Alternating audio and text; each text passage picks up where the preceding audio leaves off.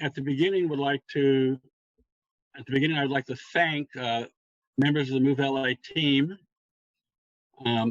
Gloria Oland and Eli Littman and Marissa Garcia. We've been working together for several years. I think developing a pretty good track record of success. And we want to get into some new issues today with all of you out here. And we've convened an enormous, I don't really mean to say enormous, but a significant panel of leadership from around the region that are really experts. Everybody's got like an executive director, executive officer title before them. We're going to talk about what we call Boulevards of Equity and Opportunity, formerly known as Grand Boulevards. Some of you might know that from some of our email blasts in the past. First, I want to thank some of our sponsors. I want to thank, first of all, Community Partners, who is our fiscal sponsor and has really maintained us as a healthy organization over these 12 years or so, I think now. And then also, especially the Durfee Foundation. I got initially into investigating boulevards of opportunity and equity through a grant, a Stanton Fellowship from the Durfee Foundation. And it was a tremendous learning experience. Those of you who are really looking to develop a leadership agenda, check out the Durfee Foundation and their Stanton Fellowship. I traveled to Bogota, Barcelona, Paris, Seattle, kinds of places looking at bus rapid transit. I also, of course, want to thank LA Metro for its really stellar leadership in transportation and transit development, and for participating here today. And then the Southern California Association of Governments, SCAG. A special thanks to the Urban Footprint team. You'll be seeing more from them pretty soon. Near Calthorpe, father of TOD for his work in Portland, and author of The Next American Metropolis, and Joe DiStefano, who is a founder with leader of Urban Footprint. See a lot of their work here today. I also want to thank and call out Cecilia Estolano, who's going to be a busy co-host with me today. Cecilia is a CEO of Estolano Advisors and formerly the executive director of the LA City Community Redevelopment Agency. Now, the setup for this discussion, encapsulated by the title Boulevards of Equity, or even the shift from Grand Boulevards, the original title, to Boulevards of Equity and Opportunity, reflects really a shift in thinking and emphasis and priorities. Now we must infuse our discussion properly with concerns of equity and racial justice, and all that we discuss in our urban policy making. On your screen, you'll see really the titles, names and titles of all the participants. I will introduce them a little bit more in detail as we begin the discussion and we go from one to the other. But there they are up on the screen. You think about the last 12, 15 years, it really seems as if Los Angeles and communities all around America really have been experiencing a series of crises. We first got engaged with the traffic congestion crises in around 2006. That led to Measure R&M and an opportunity to really transform LA County's transportation system. Really, no sooner had Measure M been successful, and we began to realize that we were having a growing and worsening crisis of affordable housing and homelessness. And along with that, I think related, a crisis in transit ridership. Learning then, especially after the new president in 2016, concerns about social equity also became increasingly paramount. And more recently, racial injustices became stark and immediate with the murder of George Floyd, the growth of the Black Lives Matter movement, all of which has been overlaid with COVID crisis and not very far in the background, the climate change crisis. So we really are, I think, dealing with a lot, not just us in Los Angeles.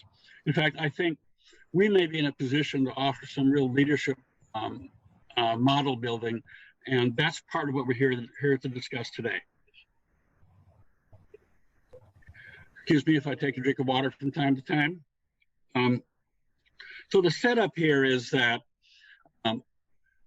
right after our successes with Measure R and Measure M and this affordable housing and homelessness crisis began to force itself to the front of the community's agenda, there had been discussions in Sacramento, legislatively driven discussions about what might solutions be. And the discussion was dominated by legislation that would want to increase densities in residential areas, multifamily residential areas and R1 areas near transit. And that prompted a lot of resistance. People, I think, rightly concerned about displacement and gentrification in their communities, others concerned about just disruption in their communities. We were concerned about how it all would have an effect upon voters' response to transit, because a lot of it was being formulated as a transit-driven agenda. We thought those concerns were really, I think, legitimate concerns, and we had to, we began thinking about what would be our formulation of a strategy to address the housing crisis without displacement, without gentrification, without the kind of neighborhood disruption that's been a worry in that legislation. And that led us to what we now call a proposal for boulevards of equity and opportunity. And I'll get into that a little bit more. And but we want to bring Phil Washington here to help set this discussion up first, giving us a strong sense of where our transit system is, to give a large, I think broad brush description. We think that there are opportunities to build lots of housing, lots of affordable housing, even closer to transit than the legislation has, previous legislation suggested, if we only make use of increasingly available land on our commercial boulevards, most of which does not have housing or even neighborhoods on it, most of which has been commercial and needs to be making a transition because those commercial uses may be an anachronism in the future economy. That's what we're going to talk about, but we want to, Phil, hey, Phil. Yeah, hey, how's it going? All right, so Phil Washington. So those of us who work in the transit advocacy world were very excited when Phil joined LA Metro because we knew of his work in Denver, where they had really been, I think, doing a wonderful job of developing a multi-project system, light rail systems, developed concurrently, and Phil was really leading the way. He had become, I think, a virtual legend in the transit management and development world. So we were very excited for Phil to join us in Los Angeles. And so I'm going to, Phil has some slides I think he wants to share with us. Yes. To help us understand where are we now with respect to transit in Los Angeles County. Great, great. Well, thank you, Denny. And it's great to be here. It's great to see everyone on this virtual, and many of you I'm working with in other initiatives, and so I appreciate that. And thank you for the time this afternoon. Let me start with by saying, as the head of Metro, I really believe in the power of transportation to be able to expand opportunities for LA County. We have said for a long time that we wanted to step into leadership voids. We wanted to say that we're committed to ensuring that Measure M, the Measure M investment, improves equity across the county. And we've always said that, Measure M and our operations portion of the authority, we're much more than just running buses and trains. We're much more than just a big construction program. What this really is investment in communities, delivering jobs, training programs, small business assistance, grant programs, as well as new transit lines as well. So the slide you're looking at now, very, very interesting. You know, we are this next gen bus study and the recent expansion of our services such as bike share and micro transit, mobility on demand. All of these things will dramatically change the way people move around Los Angeles. You know, these transportation improvements will allow access to so many things, whether it's education, whether it's jobs, whether it's healthcare. And we are so excited about that. The idea of uplifting disadvantaged and low-income communities is something that we want to do. You know, like most cities around the country, especially the larger cities, and LA included, the most prominent transportation infrastructure of the past has been our freeway systems. And those freeway systems have, in large part, divided the city. And in many ways, you know, mobility, you know, was an objective in terms of the infrastructure being built. But in some ways, it was in some ways used to divide communities and that sort of thing. This next era of investment, Measure M, Measure R, and other infrastructure programs around the country is aiming to do just the opposite, and that is to connect communities where in the past, especially with the highway system, it was used to divide communities. And so we're doing just the opposite. And if you look at this slide in particular, you see the bus. This is our Orange Line electrification. This is one of our charging stations actually electrifying or charging up a bus. And so we're out there doing that on the Orange Line right now. Next slide, please. Over the last several months, as many of you know, we have been tested by this worldwide pandemic, COVID-19. Our transportation network, we know, is absolutely essential to LA Metro. It's the backbone for our essential workers. We normally, pre-COVID, we were moving 1.2 million people a day. We got down to a low of 275,000 people a day. And now we're back up to almost 600,000 people a day on Metro. And that is growing. So it's really demonstrated that people are willing to drive less and walk and bike more. So we are supporting those communities through grant programs to pilot safe streets and allow more space for people to walk, bike, play in neighborhoods as we shelter in place. This COVID-19 really has shined a light on the most pressing issues that we face as a region. And we see now even more clearly that burdens are not shared equally. We're seeing Black and Latino communities that are suffering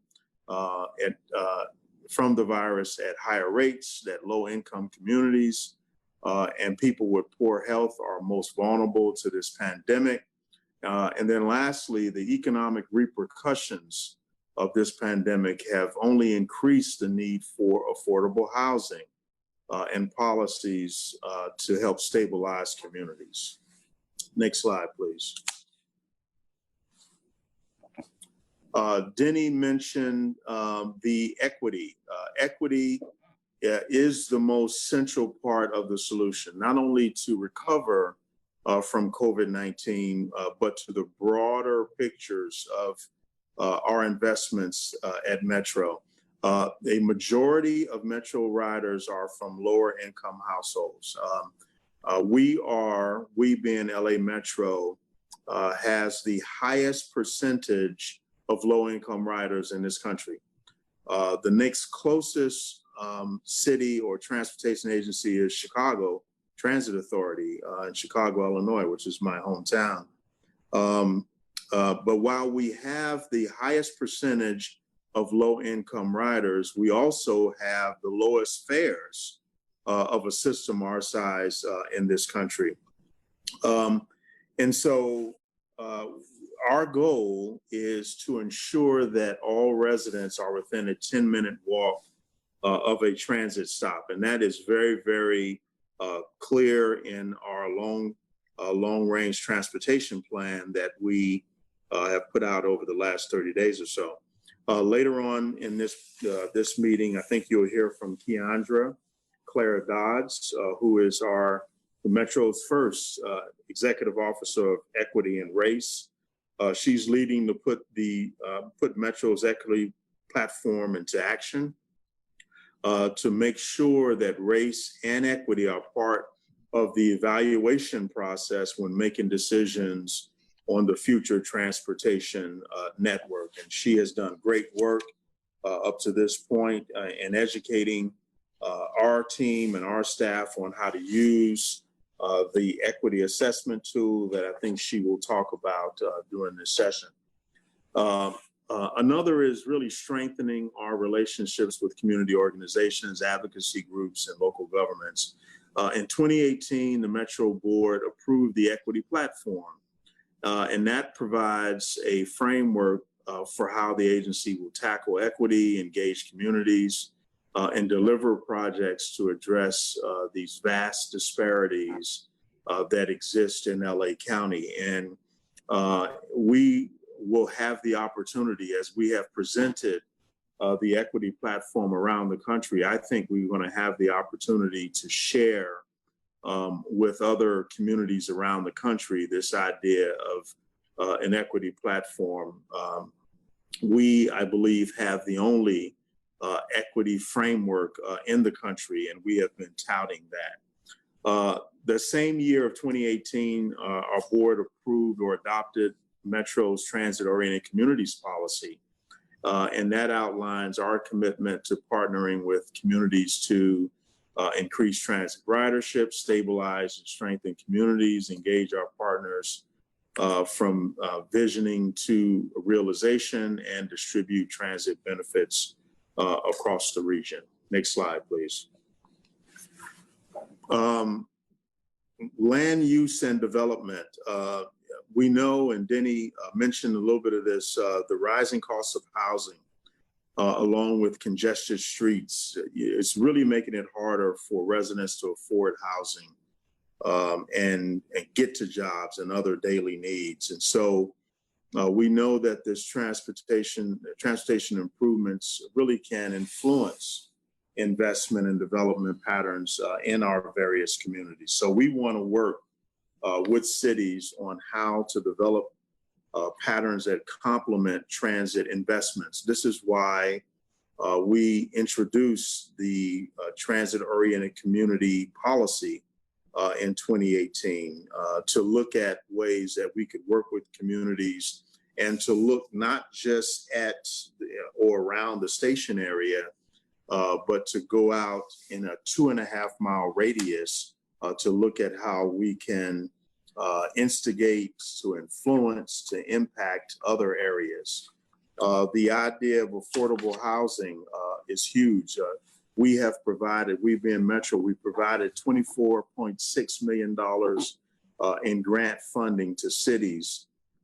And we're in the early stages of creating a technical assistance program for local jurisdictions to help them leverage the positive benefits of transit investment. And just this spring, the Metro Board approved repurposing nearly $1 million for small business loan funds to help and provide emergency relief to small businesses near transit. Next slide. In terms of affordable housing, I know the panel will discuss this today, but this is also critical, of course. The affordable housing crisis and the rise in homelessness compounded by COVID-19 are really pushing us deeper to have deeper conversations about housing, transportation, and equity.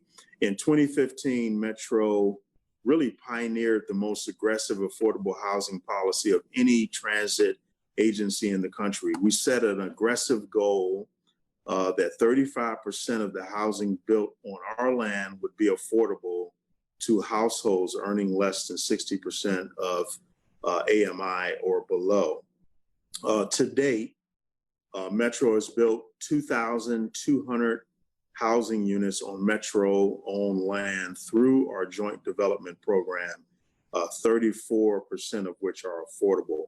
And right now, we're in the middle of negotiating and entitling another 2,300 units, which will bring our affordability to 37%. So we're not stopping where the severity of affordable housing is so great that we're looking for other ways to do more. So we are re-examining our affordability goals. I've asked our joint development team to re-examine that 35% goal and to see if we can go higher with our objective. Next slide. Some of the streets being special places, creating more vibrant streets. We are creating a active transportation program which provides grant funding to local jurisdictions to improve sidewalks, crosswalks, bike lanes, bike stops. In the next 5 years, we expect to award around $75 million to support pedestrian and bike improvements around the county. We can't improve transit ridership if people don't feel safe walking or biking to the nearest bus stop or train station. Next slide.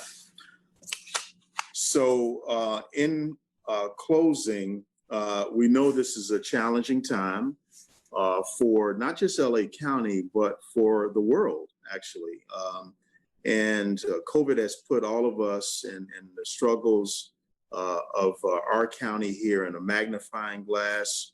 But we believe that with great stress comes focus and creativity. So our staff has shown just incredible resilience and determination to ensure we continue to serve LA Metro in a time of great need. So I thank you for allowing me to share a little bit with you. And I'll turn it back over to Denny. Perhaps we have time for some questions. Thank you, Phil. Thank you very much. I do have a question.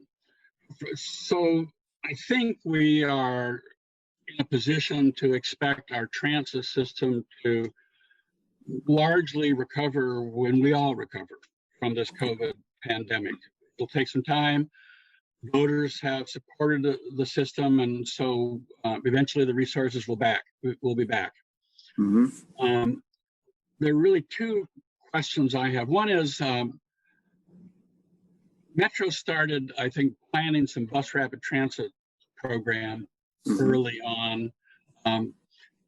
No doubt it's affected by the COVID planning. That bus rapid transit program is really, a high density transit system, high ridership system that might really be a stimulant for some new development along corridors. So I'm wondering whether we can expect that Metro is still committed to that kind of effort. Are we going to be able to think about community development around bus rapid transit lines like we were before? Yeah, thank you for the question. Yes, absolutely. We are still committed. We're in the process right now of studying several new BRT lines in the county. We believe, as I believe you do, that there's great potential to increase reliable transit through BRT. And we want to see development around our BRT lines or along our BRT lines. So we are studying the potential of improving the BRT networks. We have several BRT routes and lines that we're studying, North Hollywood to Pasadena, several others. So we are still committed. It is in the Measure M plan And I see those moving forward in some ways a lot easier than the multi-billion-dollar rail lines that we have out there. So absolutely, yes. Okay, hey, Cecilia, want to ask a question? Yeah, and Phil, it's so good to have you here. You've been such a national leader on this. Along with that BRT network, I think it's important to talk a little bit about the clean fuel aspect of it and your vision for that. Because when we talk about social equity and racial justice, we also have to talk about jobs. So, Phil, maybe you can talk a little bit about your vision for our clean fuel transit and how that might stimulate job creation here. Yeah. So I think most of you know that we have set a goal to electrify our entire fleet by 2030. Now, the state mandate is 2040, but my beloved board of directors has said, hey, do it 10 years earlier. So we are on our way to doing that. Now, I've got to say that COVID-19 has set us back a little bit, the sales tax revenue, but we are starting with the orange line, and that was that first slide that you saw. So we have buses coming in for that orange line now. So we anticipate electrifying the entire orange line by the end of this year. And that is still on track. Now, in terms of the silver line, which will be next, and that runs from, the east all the way down to the south along the 110. We are slightly delayed on that piece because of the revenue shortfall that we have, but we are fully committed to accelerating where we can the electrification of our entire fleet. Now, with that, as you say, comes new jobs. So we are looking at ways in how we can train both existing staff and bring young people on with this new technology. So we're excited about the possibility of electrifying our entire fleet. We want to make sure we invite those on the call to the unveiling for the Orange Line, which will be next month, for at least our first buses on that Orange Line. So we have something on the calendar already for the electrification of the Orange Line. Hey, Phil, that's great. So listen, I hope you'll stick around with us. I think you'll find the discussion interesting. We want to shift over to the land use side of this discussion along these boulevards where BRT or enhanced bus service might happen. And again, the setup here is that we at Move LA believe that the commercially zoned properties along these boulevards are a tremendous opportunity for meeting our housing needs. And proposals in the legislature that sought to have those housing needs in residential areas, which might result in the displacement and gentrification and disruption of existing residential areas, got a lot of blowback. So we think that there is an opportunity that has not been fully appreciated yet. And Peter Calthorpe and Joe DiStefano from UrbanFootprint are here to share with us some analytic work that they have done with the new tool called UrbanFootprint. So let's see if we can get this set up here. They have taken a look at LA County, assessing the boulevards, and we selected a couple boulevards for some special look. And again, our goal is building housing without displacement and avoiding gentrification and creating new affordable housing as a dominant goal. Peter, are you? I think I have my slides up. Are they there? Yeah, there it says, yes. Good. Okay, you want me to jump in here? Go ahead, yes, do it. Well, Joe and I have been working for years thinking about some growth, and we've done regional plans and pioneered TODs and developed tools. And I've never seen a challenge as big as the one we're facing with the housing crisis in California. And I think that the time has passed for kind of incremental and piecemeal approaches. Obviously, there are lots of things to be done. There are lots of solutions. It'll be a collage, but we need some systemic change if we're going to really deal with the deficit of housing and the price escalation that deficit is creating, which then pushes down on working class and low-income people, pushing them out or onto the streets. It is a tragedy that is of epic proportions, and we need to deal with it with big ideas. And so we've been struggling with this question for some time. Look, we know that if you want to supply housing at scale, cost is the issue. Where's the land? Used to be that we would spread ever farther afield into the suburbs. The subdivision was the answer to the first step in home ownership, and apartments were backfilled. But now land supply is short at the periphery. It's too expensive to commute that far. Entitlement costs are going up because we have this endless stream of approval process and adjudications around it. Construction costs have gone through the ceiling. A lot of cities are reticent to have housing because of the fiscal impact.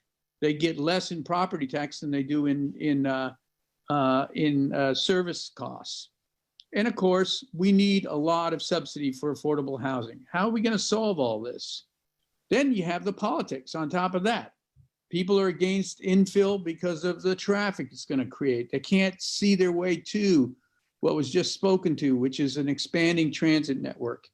They see that their new community services, open space gets overrun, schools are lacking in funding, and of course, what I said before, local fiscal impact. I actually think this Grand Boulevard idea, or Opportunity and Equity Boulevard, whatever you want to call it, it's basically taking really low utilized land, the strip commercial, and converting it into the thing we need most, housing in a good location, close into jobs and services and at the hearts of our community, and distribute it in a way that's really equitable. That's the vision here. The advantages are that we're clustering along the transit, what can be potential transit corridors. We have infill throughout the whole region, and there's no residential displacement. As Denny has said, you know, the part of the failure, the last way of thinking about this systemically was we really cannot, eliminate housing to create housing. We've got plenty of what I call gray fields, commercial land. But we're always going to have to confront the adjacencies. We have to be careful about how infill happens. We have to think through how cities get their costs of services covered. And these corridor improvements are going to cost money. Where's that money going to come from? I know we've all seen places like this, and we imagine that we can have places like this. And anecdotally, many communities are building exactly this kind of thing, but it's episodic, and it's not systemic, and it's not enough. I started working on this with Joe up in Northern California. We looked at El Camino Real, famous, Mission Street. And of course, with COVID, kind of highlighting once again the degree to which a bricks and mortar retail is going to go by the wayside. You have a lot of underutilized land.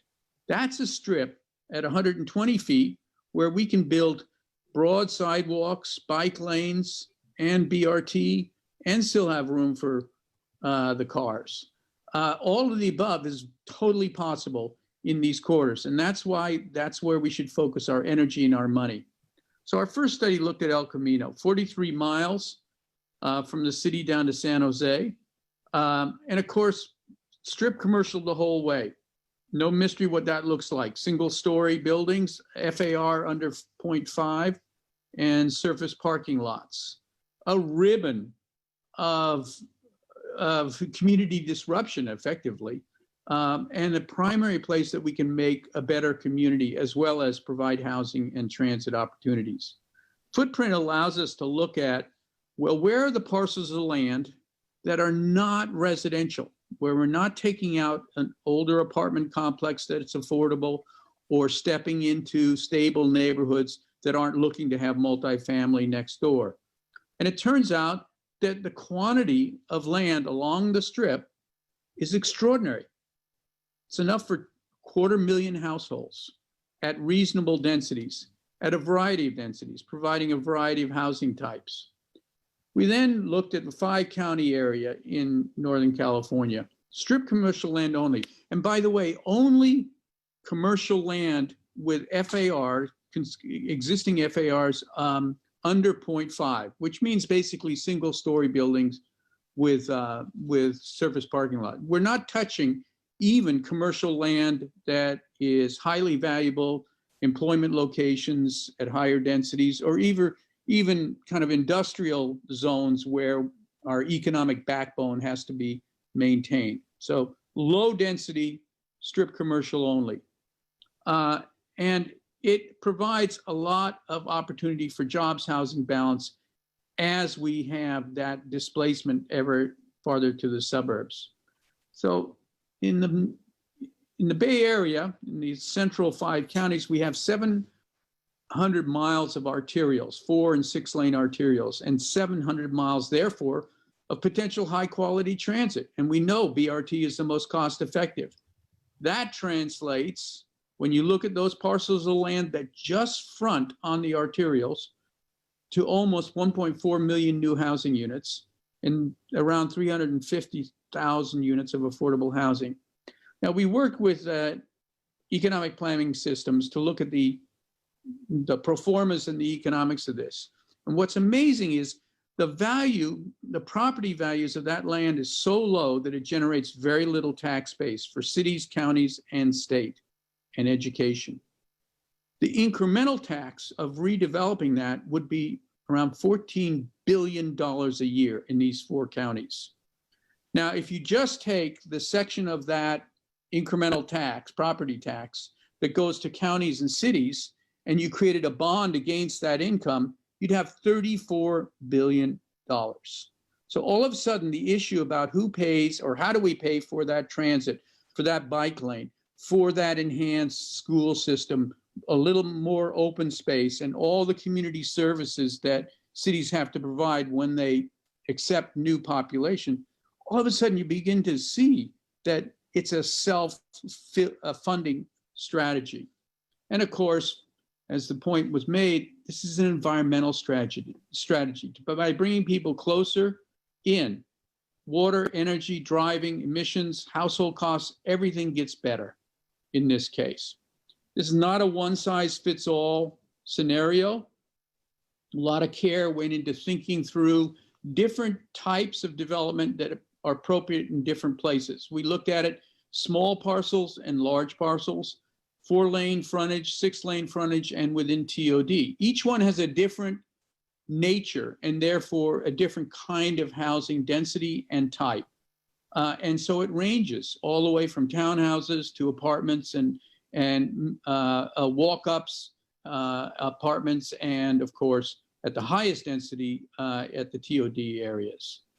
But it starts at this scale, townhouse development along a 4-lane road. It has lofts and live-work as a way of fronting onto these smaller boulevards. Then you have walk-ups, 3-story configurations that get up over 50 units per acre, but are very affordable to build because they're made out of type 5 wood construction. And then, of course, you start moving up in density when you have larger lots and better proximity to TOD. These are all familiar forms, and quite frankly, they work just about everywhere. As a matter of fact, in Northern California, we tested them across 4 cities. For sale, actually, interestingly enough, didn't pencil out for Hayward and Oakland, but for rent works everywhere. And those townhouses work just about everywhere. So we know that this is economically feasible if we create a kind of as of right, easy path to get the entitlements in place and the construction going. And once the construction happens, we populate and we get higher taxes, and the higher taxes lead to investments. maybe the next generation of transit. We know, and we're talking about, and you guys are building BRT. The most significant thing here is the right-of-way. Securing a private right-of-way for those people who travel most efficiently. In China, you can see here actually a autonomous bus that's coming online. There's all sorts of exciting new things that are happening. In Singapore, these little minivans, also autonomous, are going on private right-of-ways. So we're going to have a range of things to do. But coming back to El Camino, in that 120 feet, I can, as I said, get all of these features into place. And then over time, those dedicated right-of-ways can be used by different kinds of vehicles that have different economics and different performance metrics. So I think this is something that has to be taken at scale. We need as-of-right zoning. So it's not episodic. It's not just lower income communities doing it and wealthy communities saying, no, thank you to our fair share of the housing. It needs to have inclusionary. We need to be careful and thoughtful about what happens to the tax increment because it's a pot of gold that we can use to solve lots of problems. We need to make consummate transit investments. We're not going to add 1 million people into the inner Bay Area, for example, without investing heavily in new transit systems. And so we have economic, social, and environmental benefits. Boulevards of opportunity and equity that Denny's asked us to look into. We've had a chance to work in LA many times and know it well. Years ago, we did some scenarios for SCAG that looked at business as usual growth that looks literally like this versus compact infill that looks like this. This gives you the visceral feel for what at the regional scale, this strategy of reusing those gray fields really would result in. Now I'm going to let Joe move into a whole series of more detailed studies of LA County. Joe, I will stop share and hand it off to you right now.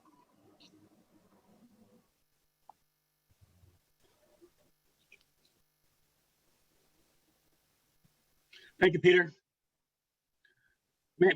Maybe one question here as we transition to Joe. Can you hear me? Yeah.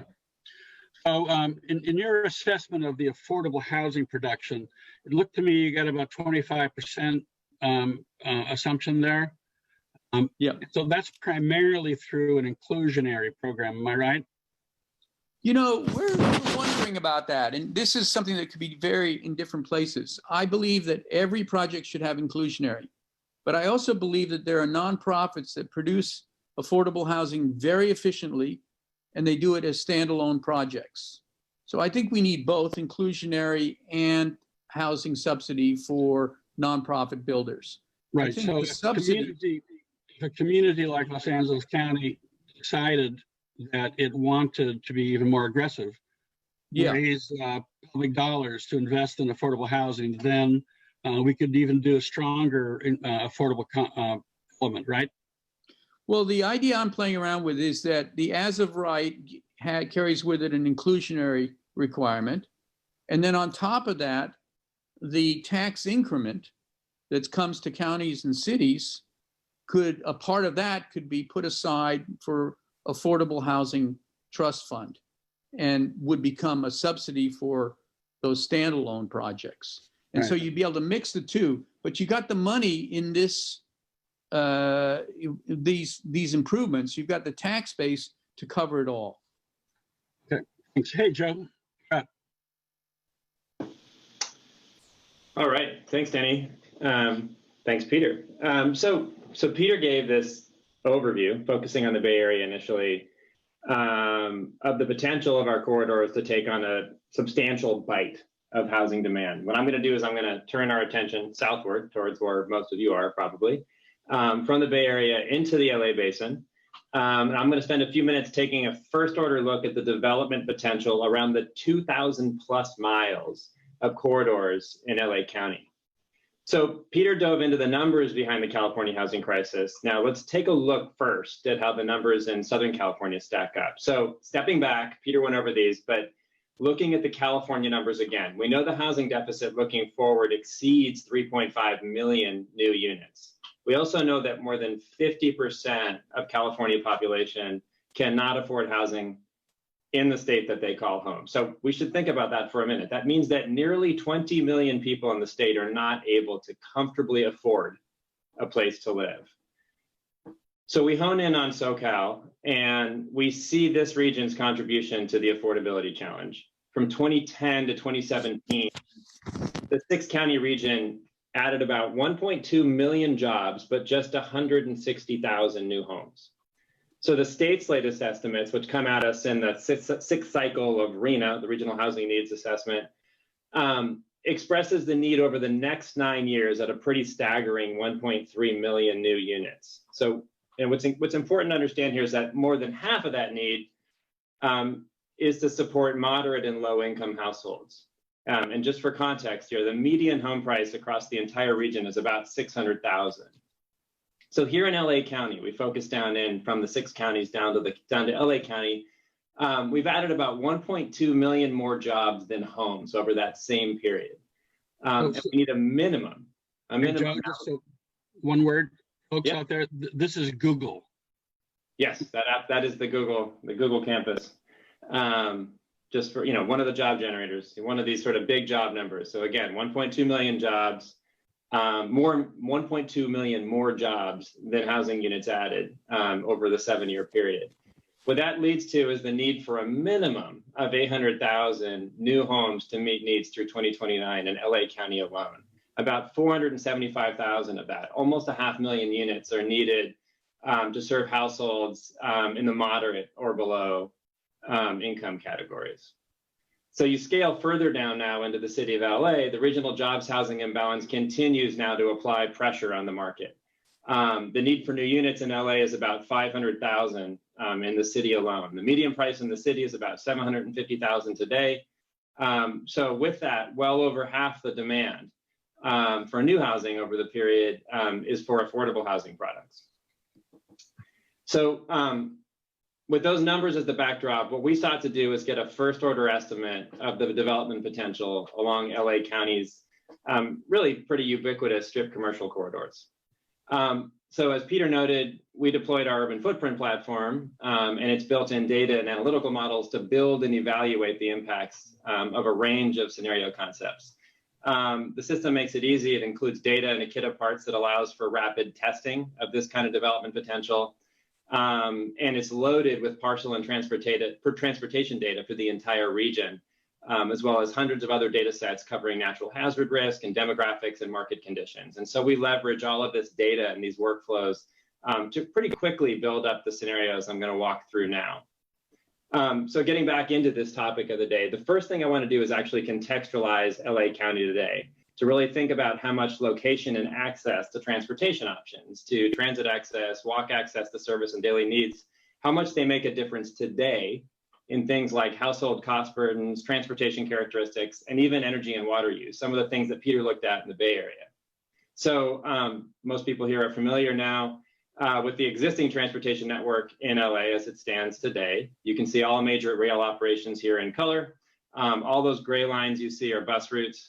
I grew up in LA, and I'm actually pretty blown away by how much has been built and how much more is planned, especially if the 2028 plan is still able to make its way to reality given the current crisis. So I know that the COVID crisis, as was noted earlier, is having some impact on development flow, but that it's a bold plan with and a very substantial increase in transit across this region.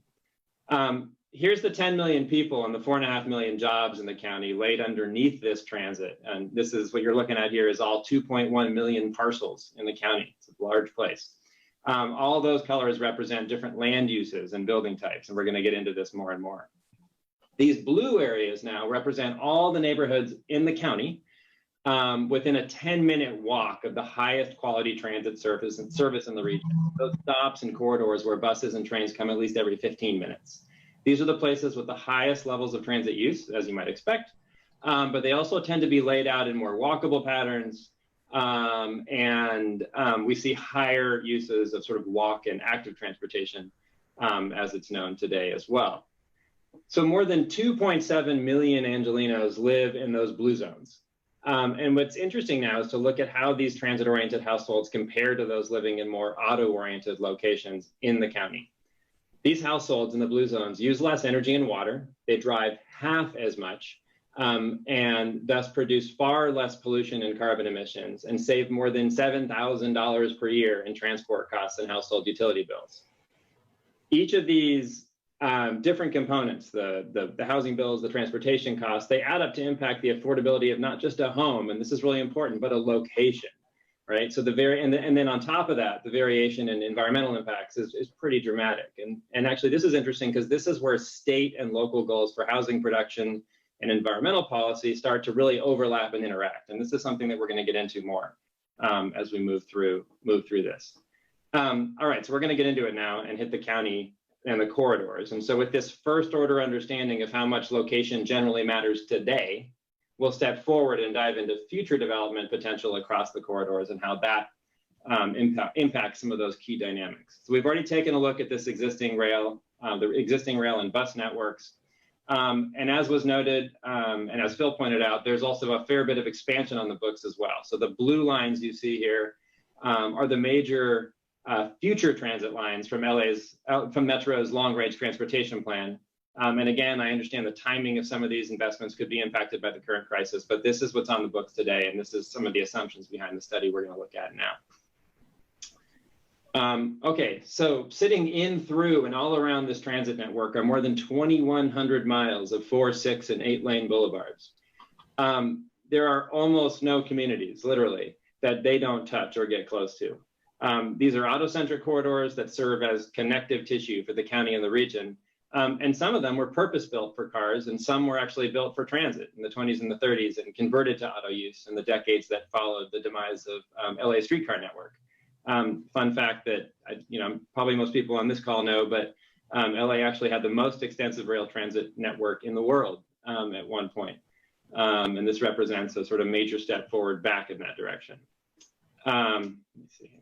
All right. So as Peter pointed out, and we looked at the Bay Area study, these corridors come in different shapes and sizes, and they represent thus different opportunities and can handle different types of transportation and development. One size indeed does not fit all. And here you can see a breakdown of the 4 and 6+ lane corridors in the county. Along those 2,100 miles of corridors are nearly 20,000 acres. This is just LA County. So this is far more than the 5-county interior Bay Area. So there's nearly 20,000 acres of low intensity commercial land, much of it being rendered, for better or worse, rapidly obsolete by Amazon and the likes of Amazon, and a trend that is really only being accelerated right now by the current crisis and the pain it's inflicting on brick and mortar retail. So these red areas on the map are retail, office, or vacant parcels. For this study, like in the Bay Area work, we're not including really small parcels or those like under 0.2 of an acre or 8,000 square feet, kind of an average urban parcel.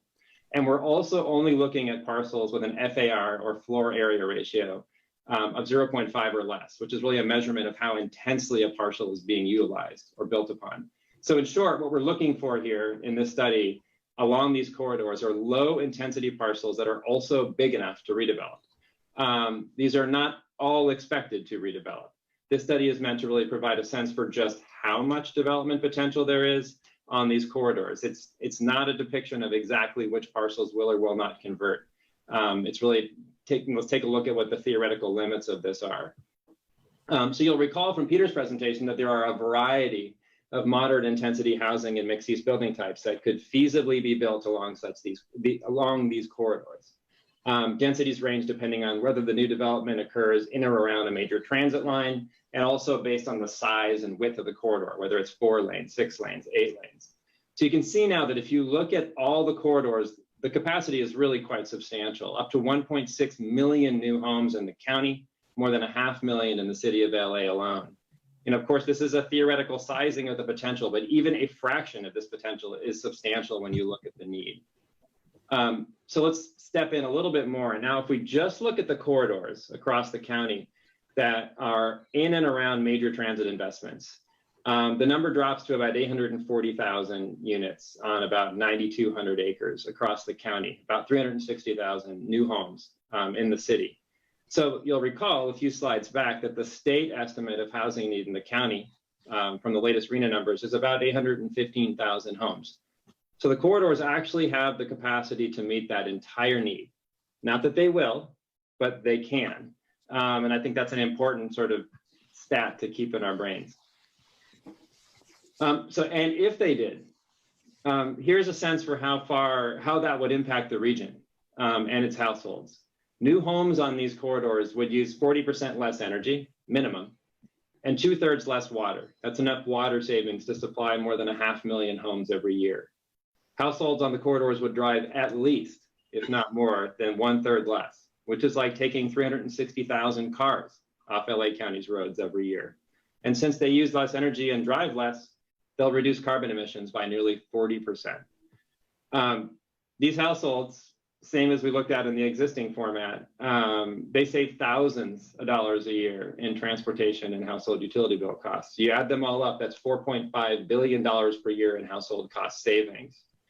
And that cost driven by location is a really big part, again, of the affordability the affordability equation. We have to look at the cost of transportation along with the cost of housing and the cost to heat, cool, and water those households. That's a critical part of the overall equation. And this is really where state and regional climate and equity and hazard mitigation goals really start to line up, and the corridors start to look better and better in that view. Where the lines of sort of the housing and the climate crises intersect, and where we can take big bites out of both potentially.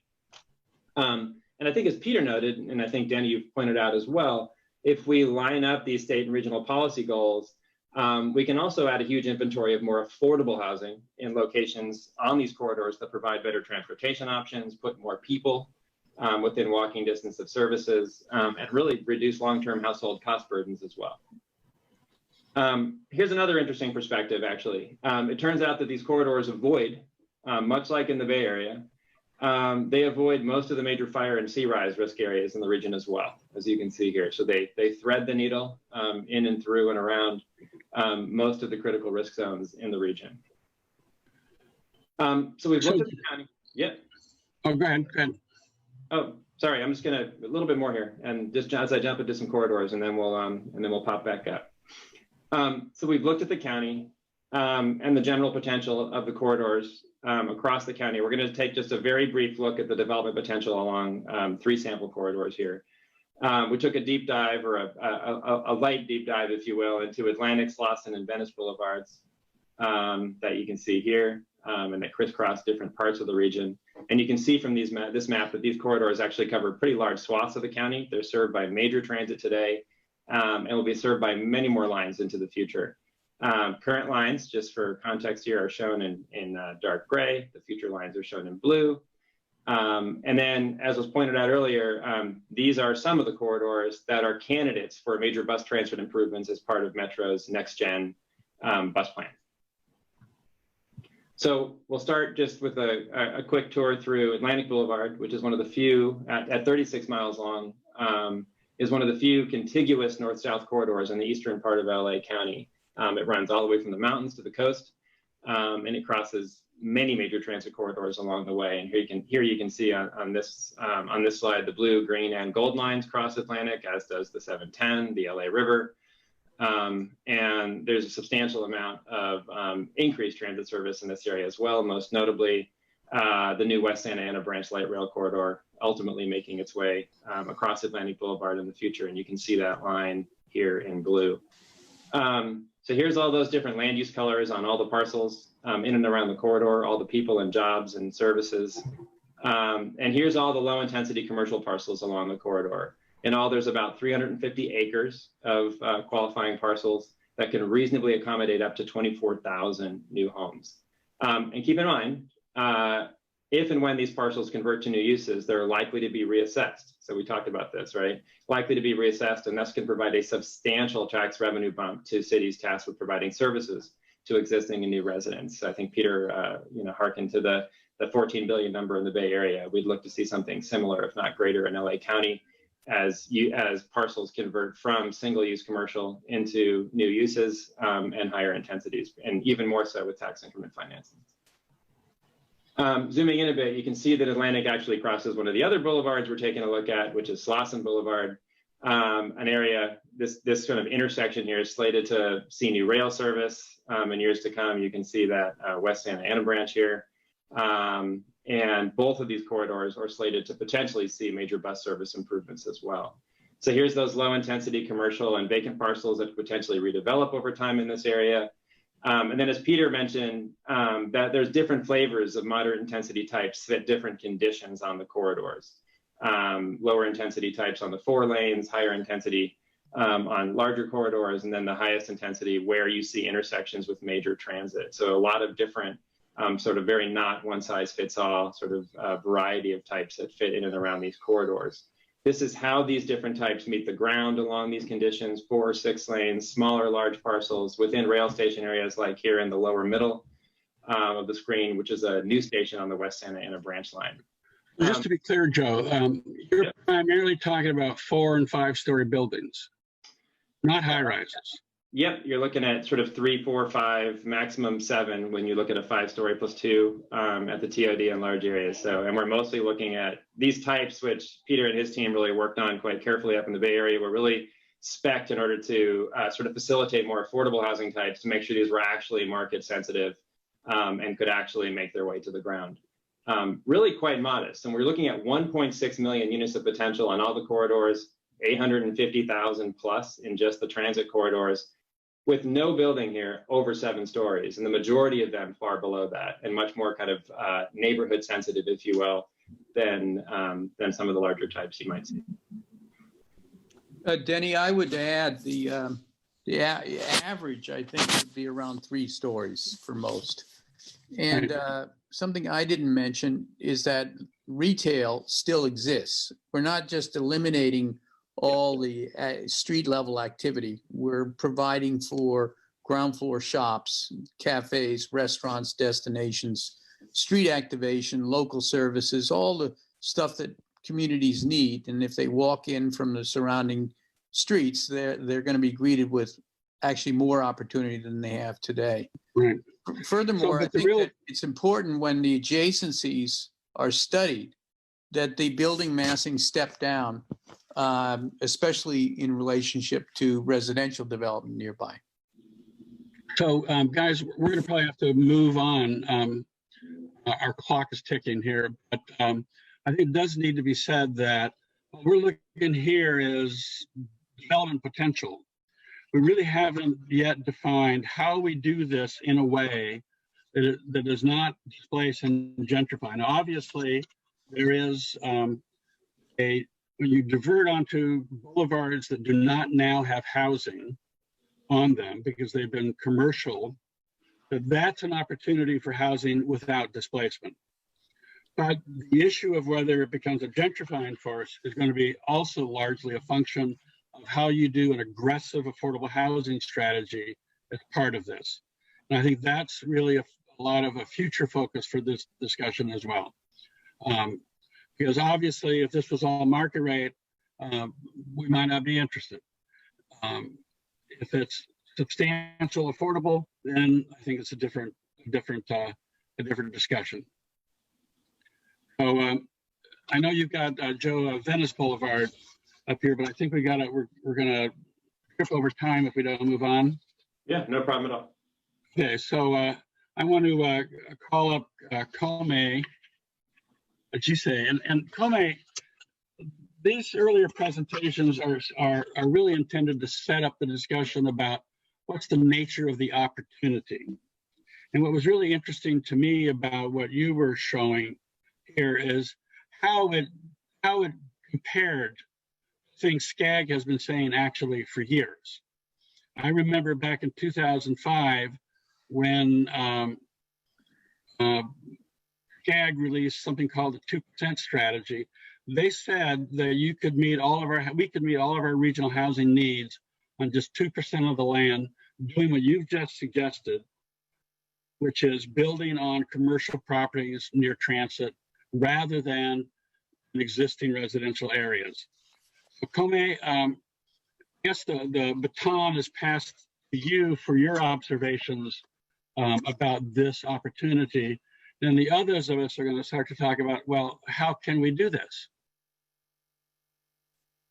Well, thanks, Denny, and great presentation there. I feel like those 2 presentations, I think, actually sort of give voice to some of the things in our plan and kind of a longstanding position that CAG has held. I have a few slides to run through. What I'm going to do is, in the interest of time, maybe just focus on 3 slides and not all of them. If we can go to the second slide.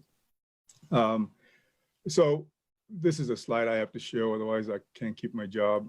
It speaks to the vastness of the region. And we always, this is things we rattle off, how big the region is and how important the region is, almost half the population of the state. But the focus here is the fact, and I think it was mentioned earlier on too, is the fact that this region has more than 2/3 of the state's DACs, disadvantaged communities, basically. And so the issue of equity is really in focus for us in this region. And we can go to the next, actually the 4th slide, if you don't mind. And so in Connect SoCal, we have this 10 goals that were identified. And I wanted to focus on here because I think this 10 goals speak to the things that both Peter and Joe have outlined. And actually, Denny, you had to say in your opening, and connected with what Phil had to say with transit being a backbone of our planning, at least in the regional planning process that we have. When you take a look at these 10 goals, there are linkages between all 10 of them. They're really connected, hence the diagram.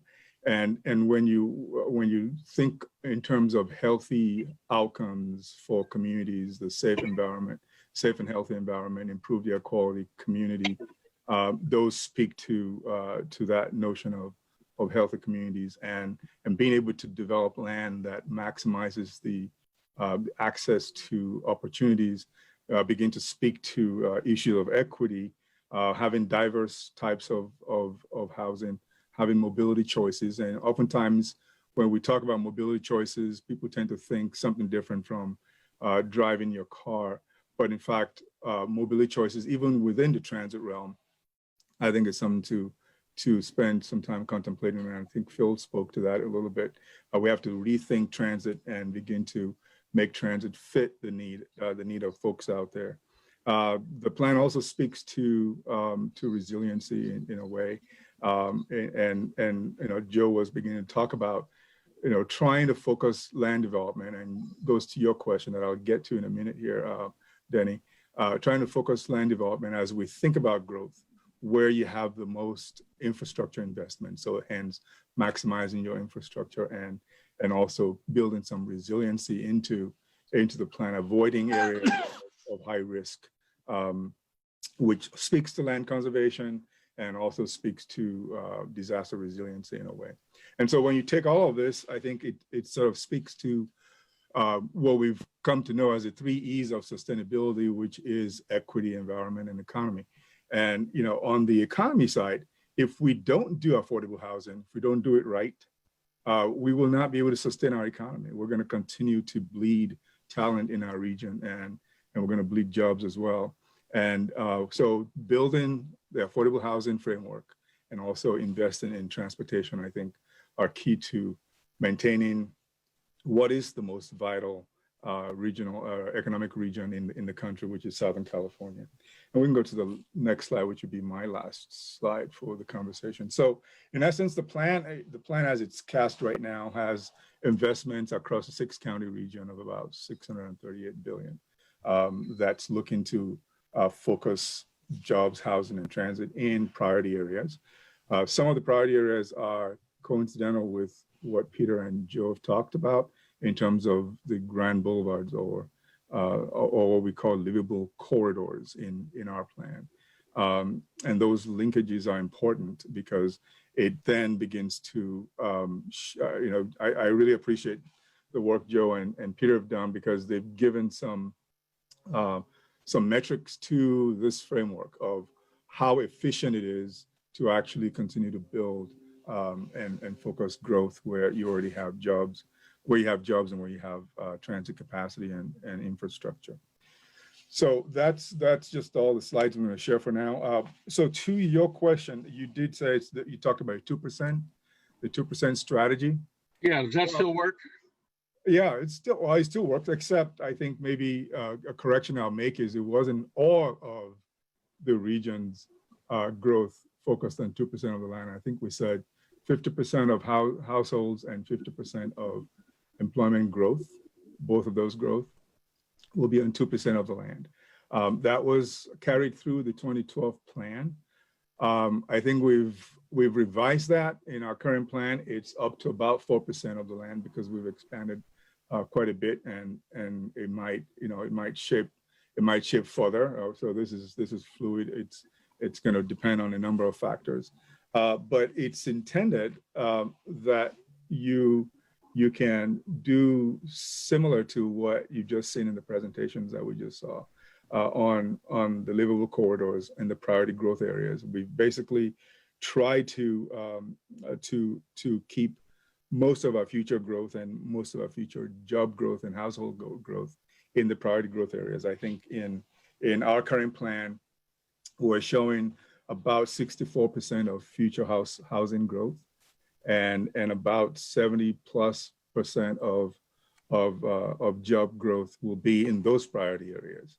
And that's, again, trying to maximize the existing infrastructure that we have and to assure that we also keep folks closer to work, so commute sheds are shorter, and we can gain on greenhouse gas emissions. I'm gonna stop there and then see if we. I'm gonna ask Cecilia if she's got a question to pose. Yeah, I mean, Kome, this is such a great vision, and as you said, Joe and Peter have actually kind of created the proof, right? The proof of concept, at least in their presentation. So I guess I'm asking you, it was a big lift to get SoCal Connect across the finish line. What do you think this type of presentation might build consensus in areas beyond Los Angeles County to further do this type of development and concentrate it?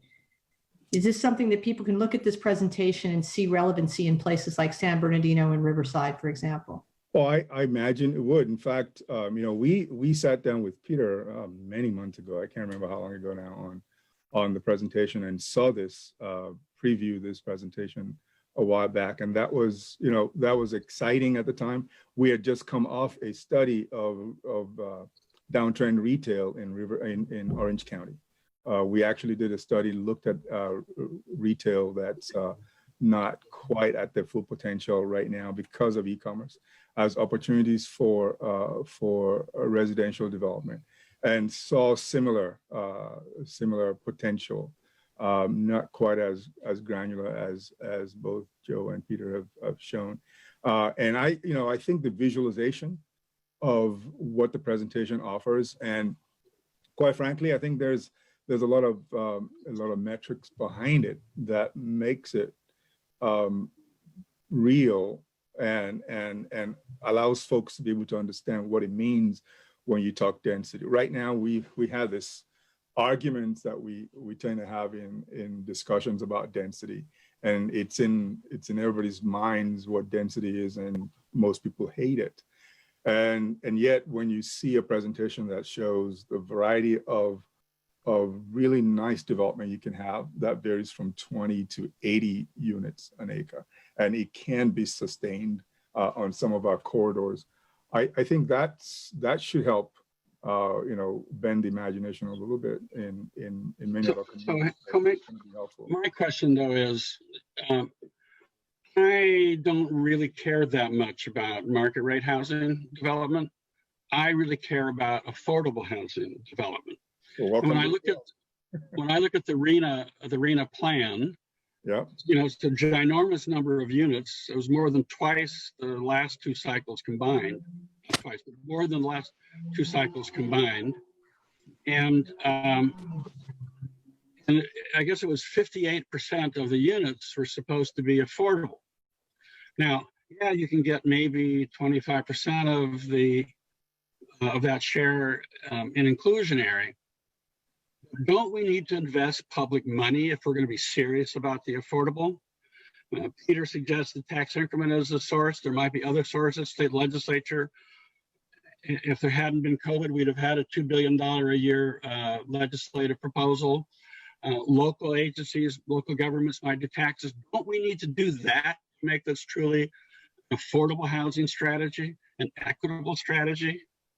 There is no, I mean, I'm with you. There is no way we get to affordable or workforce housing production without public subsidy involved. There's just, when you balance the cost of labor and the cost of material and the process costs that we're seeing anymore, you couldn't bend the curve on the cost enough to meet the moderate to low income units that we need. A lot of our jurisdictions are actually producing a lot of housing, but mostly above market, because that's where it's profitable and makes pencils out for a lot of our developers. Isn't it true? You'd have to go ahead. Isn't it true that in the last 2 cycles that the region has met its market rate targets pretty well? Absolutely, and I mean that's without question. We've met the market rate, maybe even in some cases overproduced in the market rate. Right. So we don't really need to do special stuff for market rate. We need to do special stuff for affordable. Well, that's where the subsidization comes in. That's where the subsidy comes in, because where the market's helping itself to above market already as it is, but to be able to have units beyond the market at below market and affordable, you have to subsidize it. You know, we're tinkering at the edges. We're working on in some of our communities, we're working on enhanced infrastructure development. Districts to help buy down the cost. I think Peter talked to the issue of tax increment financing, having a wholesale tax increment financing capacity available to all of our jurisdictions so they can use that to, you know, right now we're using mortgage-backed financing to pay for infrastructure on many of our subdivisions. That's how we're paying for infrastructure right now. That should be the role of the public sector, where we have tax increment financing to do that. We used to have that with redevelopment, some would say, and that was taken away largely. So that whole funding source is gone. Recreating that, I think, is part of what we're talking about. But you have to go beyond that. I think it's one thing to have tax increment financing capacity available to jurisdictions to be able to attract developers to build the below market units that we need. We also need some help on the process side, you know, and I'm not advocating getting rid of CEQA, but, you know, we've been able to do some really interesting stuff with CEQA when we actually have infrastructure that we think is critical and we want. Affordable housing has to be seen as critical so that we can give it the same level of attention in terms of process review. So we limit and cap, you know, the exposure that whether it's a nonprofit or for-profit developers have and jurisdictions have, so they can actually produce affordable housing. And you talked about arena numbers. You know, when we went to Sacramento as a group from Southern California to try and lobby the legislature, we had 3 things in mind. One was tax increment financing. Second was to reduce the process load that we have, whether it's regulations or CEQA or even permitting process. And the third was this notion of, could we figure a way to trade and transfer on the arena side so that we actually get affordable units built where they can be built, with making sure that everybody still has skin in the game. So can I jump in here for a sec? Yeah, Peter, because I think there's not enough subsidy in the world to get us the 800,000 units we need. And I noted in your presentation, you made the critical observation that inclusionary was a must-have to achieve this. You want to talk a little bit about that? You know, I think Kome just got at the heart of all of it. I mean, I've never heard a more concise summary of all the things we need to do. But the reality is, we need to think about workforce housing as much as affordable housing. Because as long as we have housing shortages, housing costs too much and it pushes people down and out. And then we have a greater burden on the affordable side. And we've got to combine inclusionary with tax increment, and we've got to streamline the process. And, you know, personally, I'll put it out there. I think we need an as of right for housing in the right place with inclusionary at the right density. And don't forget, market rate housing is largely low density housing. So when you're creating as of right for multifamily on these boulevards, you're intrinsically getting at workforce housing needs and affordable housing needs, intrinsically, all of it.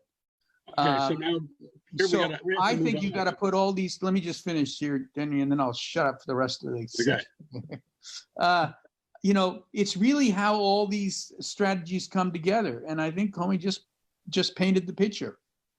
It's these pieces, and you can mix them, but in the end, what we need is as of right to streamline the process and take the risk out of building housing, reduces the cost of housing because the cost of capital goes down when the risk goes down.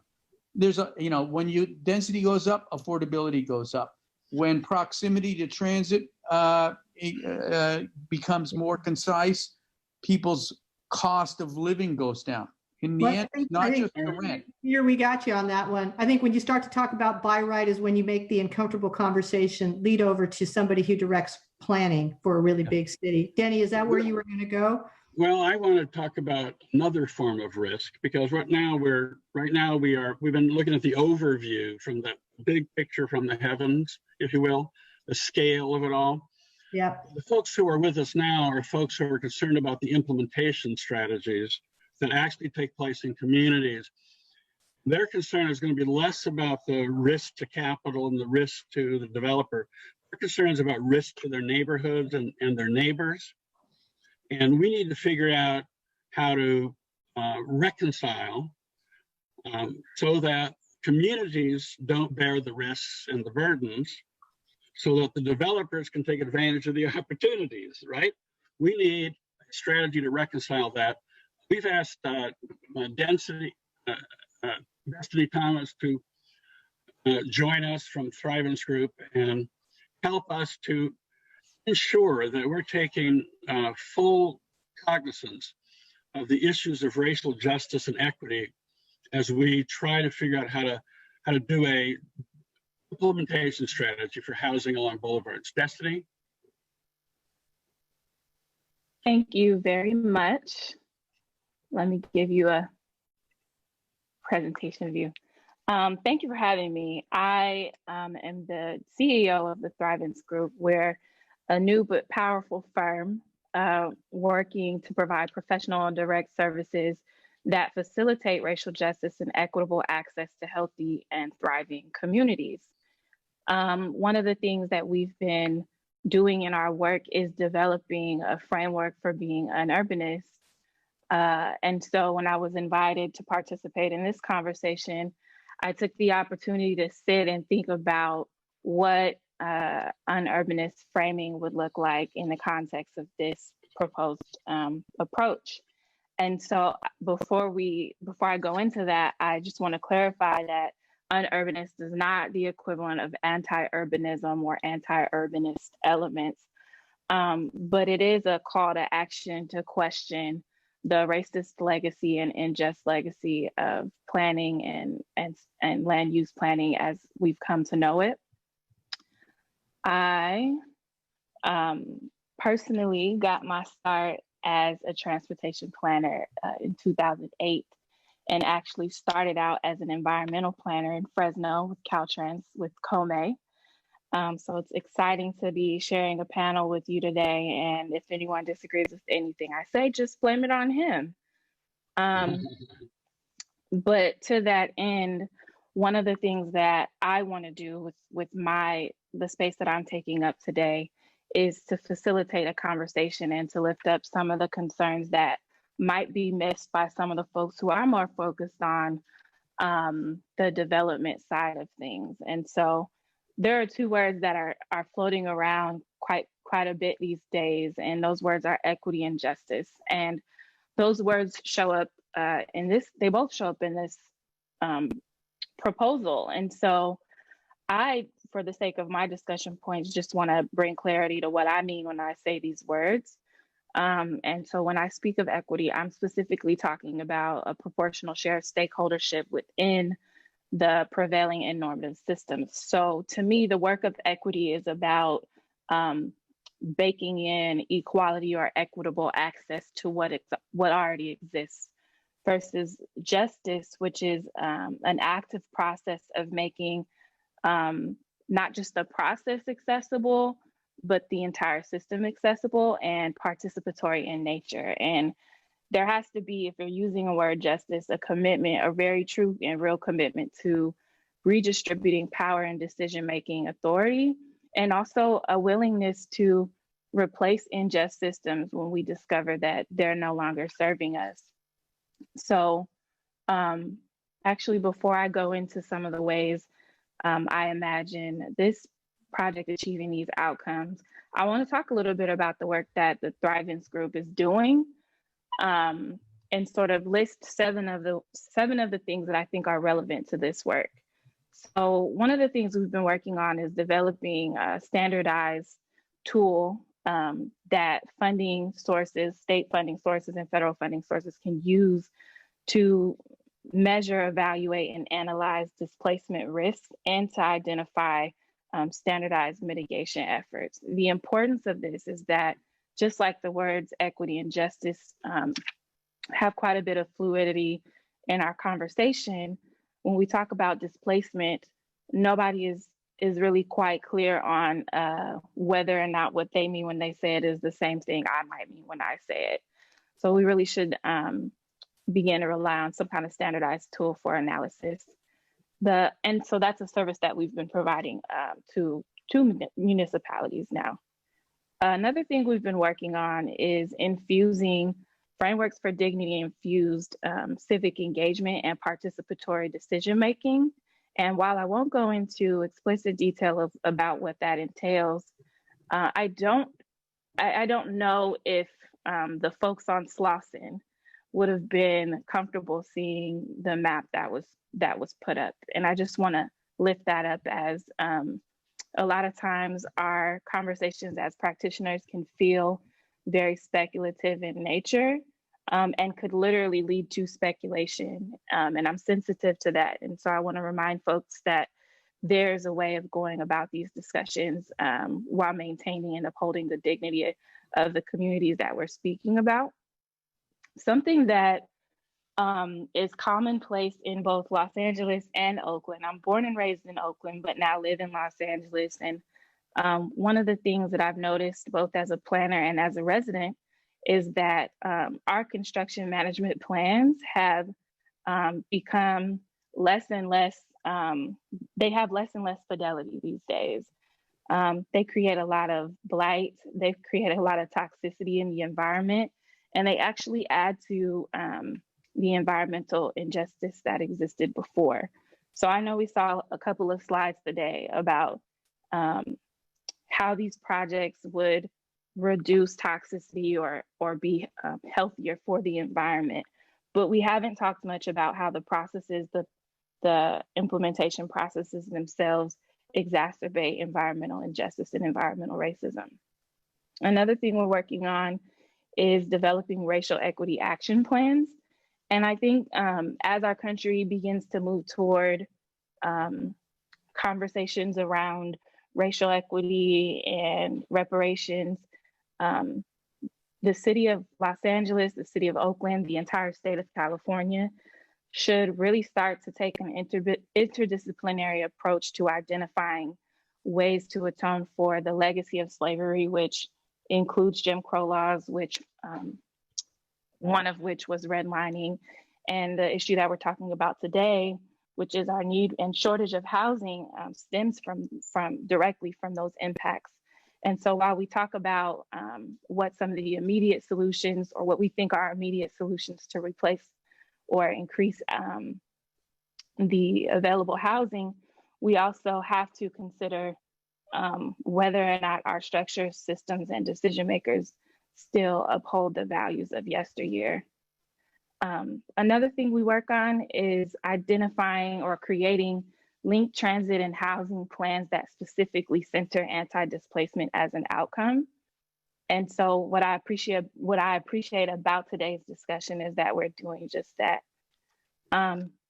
We are also taking an interdisciplinary approach to proposing policing alternatives. And I know we got a couple of folks on from Metro today. And again, we have to be clear when we talk about building more housing or increasing access to housing along transit enhanced networks, because what comes to mind for people like me is that co-locating transit and housing would directly lead to an increased exposure between residents and police.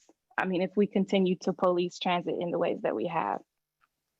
The last thing I want to lift up is that it's really important to have a project development sequence that helps us achieve racial equity in the built environment. And that could be through our quick build projects. It could also be through our housing development projects. But what I mean specifically by that is we cannot talk about building all this new housing and enhancing transit lines without having a serious conversation about the current state of public works infrastructure in our communities. And so I know that there was a quick slide about the communities that were being studied not being within the floodplain, but there are so many other types of public work infrastructure that contribute to poor health outcomes in these same communities that need to be addressed before we invite more people to move in. Thank you. Thank you very much, Destiny. Oh, I'm not done. Okay. Yeah, but I'll be quick. So I want to talk a little bit about how we get to racial justice programmatically. And these are just my recommendations. I think we should always be building upon the wisdom and perspectives of a broader field of racial justice work. So I would hope to see a more interdisciplinary panel of panelists in the future. But we also should be functionally interdisciplinary. So thinking about what other disciplines need to be present in affordable housing development processes in order to meet the comprehensive needs of the lived experiences of the people who would be living there. Leadership and accountability should remain fluid and responsive to the needs of people being served. And as I mentioned before, there should be a willingness and capacity to replace the entire system, structure, policies, and decision makers if it comes to it. What does this look like in a development process? We need to be careful not to reproduce or encourage model minority prerequisites. And so as we talk about one of the benefits of this approach being that we wouldn't disrupt existing low-income housing or low-income residential areas, we have to think about who would then be inhabiting the new developments and how their introduction to the community would be propped up against people who have lived there prior to them. We should intentionally, we should be more intentional in our role assignments and decision-making processes. So having direct outcomes and measures that are linked to racial justice and environmental justice. Having a commitment to transformative justice, and one of the ways we do this in the Bay Area is through our Second Chance Housing Initiative, which removes the possibility of landlords in new housing developments and old ones of discriminating against people with criminal records to access affordable housing. As I mentioned before, we should be always looking for ways to atone for past harms, not just through individual reparations, but collective reparations in the built environment. And then we should just be, generally speaking, challenging Eurocentric normativity and not asking people to conform to ideals that don't gel with the cultural makeup of the community. Lastly, what I want to offer to this conversation, and what I won't do right now, but is I really want us to think about the assumption that we're making when we say that developing residential units in what are currently commercial zones would automatically reduce or prevent displacement. Again, we should talk about what we mean when we say the word displacement, but also think about how that act would contribute to widening the wealth and income gap. Think about who's moving into the new development. Is displacement inevitable, and how do we address that? Where are our public works challenges? Have we contributed to speculation just by way of this exercise? And also, in this day and age, thinking about the fluidity of the word affordability and determining whether or not our metrics for that are even appropriate for the spaces we're looking to develop. And that's it. So thank you so much. I think you've laid down a kind of challenge now for some of our next following speakers to measure up to. You use the expression intentionality and restoration. So we've been thinking about an idea for restorative justice in affordable housing, which might then, as a priority, not just make a priority for people who live nearby who need affordable housing, who might already be at-risk renters with a large share of their income going to rent. But maybe there's an opportunity for trying to restore justice by bringing people who've been displaced previously back to a community. Does that ring true? I think that is one tool that can go in the toolbox. What comes to mind for me is that the communities and residential areas that are adjacent these project development zones that we're talking about continue themselves to experience issues of inhabitability, lack of walkability and accessibility within the neighborhood network, so away from the priority corridors. And without explicitly hearing this conversation happen in tandem with a plan for repairing the harm that already exists in zones that are already zoned residential, it's difficult for me to imagine this being beneficial across the region. Thank you for your candor. Vince. So, Kome, what are you laughing at?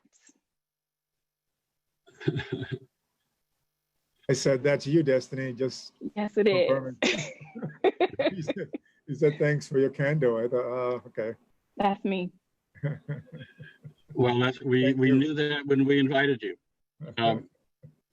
So Vince, all right, so there's a challenge here. I mean, we've been talking about using boulevard commercial land for new development. City of Los Angeles has been doing some of that. We've heard speakers talk about the opportunity that could be there to build housing we need without building an existing residential. And you've been working on that in the City of Los Angeles. Tell us what your experience is. How far down this trail are you? Is this the new model for Los Angeles community development? I don't think I need How do we to make it affordable and fair? Right. I think I don't need the slide right now. I can just do without a slide since it's a little. Thank you. Appreciate that. And appreciate the presentations, and especially the last one. So the questions about boulevards and how we use them, I think it's important to kind of keep in mind that planning's fundamentally about communities and people. I think that Phil Washington mentioned in his presentation about how infrastructure and roads have done great harm to communities in our history. I think it's important to just acknowledge up front that. I think it's important to acknowledge that the history of zoning as it's related to systemic racism and injustices. I mean, we have a legacy of 400 years of great harm done to Black people in America through our laws and our systems, and zoning is part of it. It's been part of largely that last 100 years. And I think that we have to acknowledge it's not just the zoning systems, but it's also the way we planned our infrastructure in ways that have done great harm to communities. I think that in many ways, boulevards sometimes have done great harm to communities in the past. And so there's something to really acknowledge as part of that, and how we think about our boulevards as a way to, in this particular way, bringing people together and communities together. I think that when we're looking at these, we need to be looking at this idea of the communities that they serve, first and foremost. It's hard for us to kind of talk about these great planning efforts when we've noticed in the past that great planning efforts and great ideas have done harm to communities, direct harm. And so I think that there's something that we need to be very careful when we look at these large initiatives to see how they carry out in particular places, and especially our communities of color, especially in communities that have been underinvested in so long. So I think there's those aspects that have to first and foremost be considered. The city of LA has had a long-term practice of allowing residential and commercial areas, and I think displacement means many things to many people, and I think that's why it's important to define it up front. That's why I appreciate those comments, because displacement isn't just about, it's a very complex and sensitive issue. Displacement isn't just about displacing a person who may be living on a piece of property. It may be indirectly displacing someone who may live nearby, but it's also maybe displacing a business that may be providing jobs locally or services locally to an area where it is difficult to get around.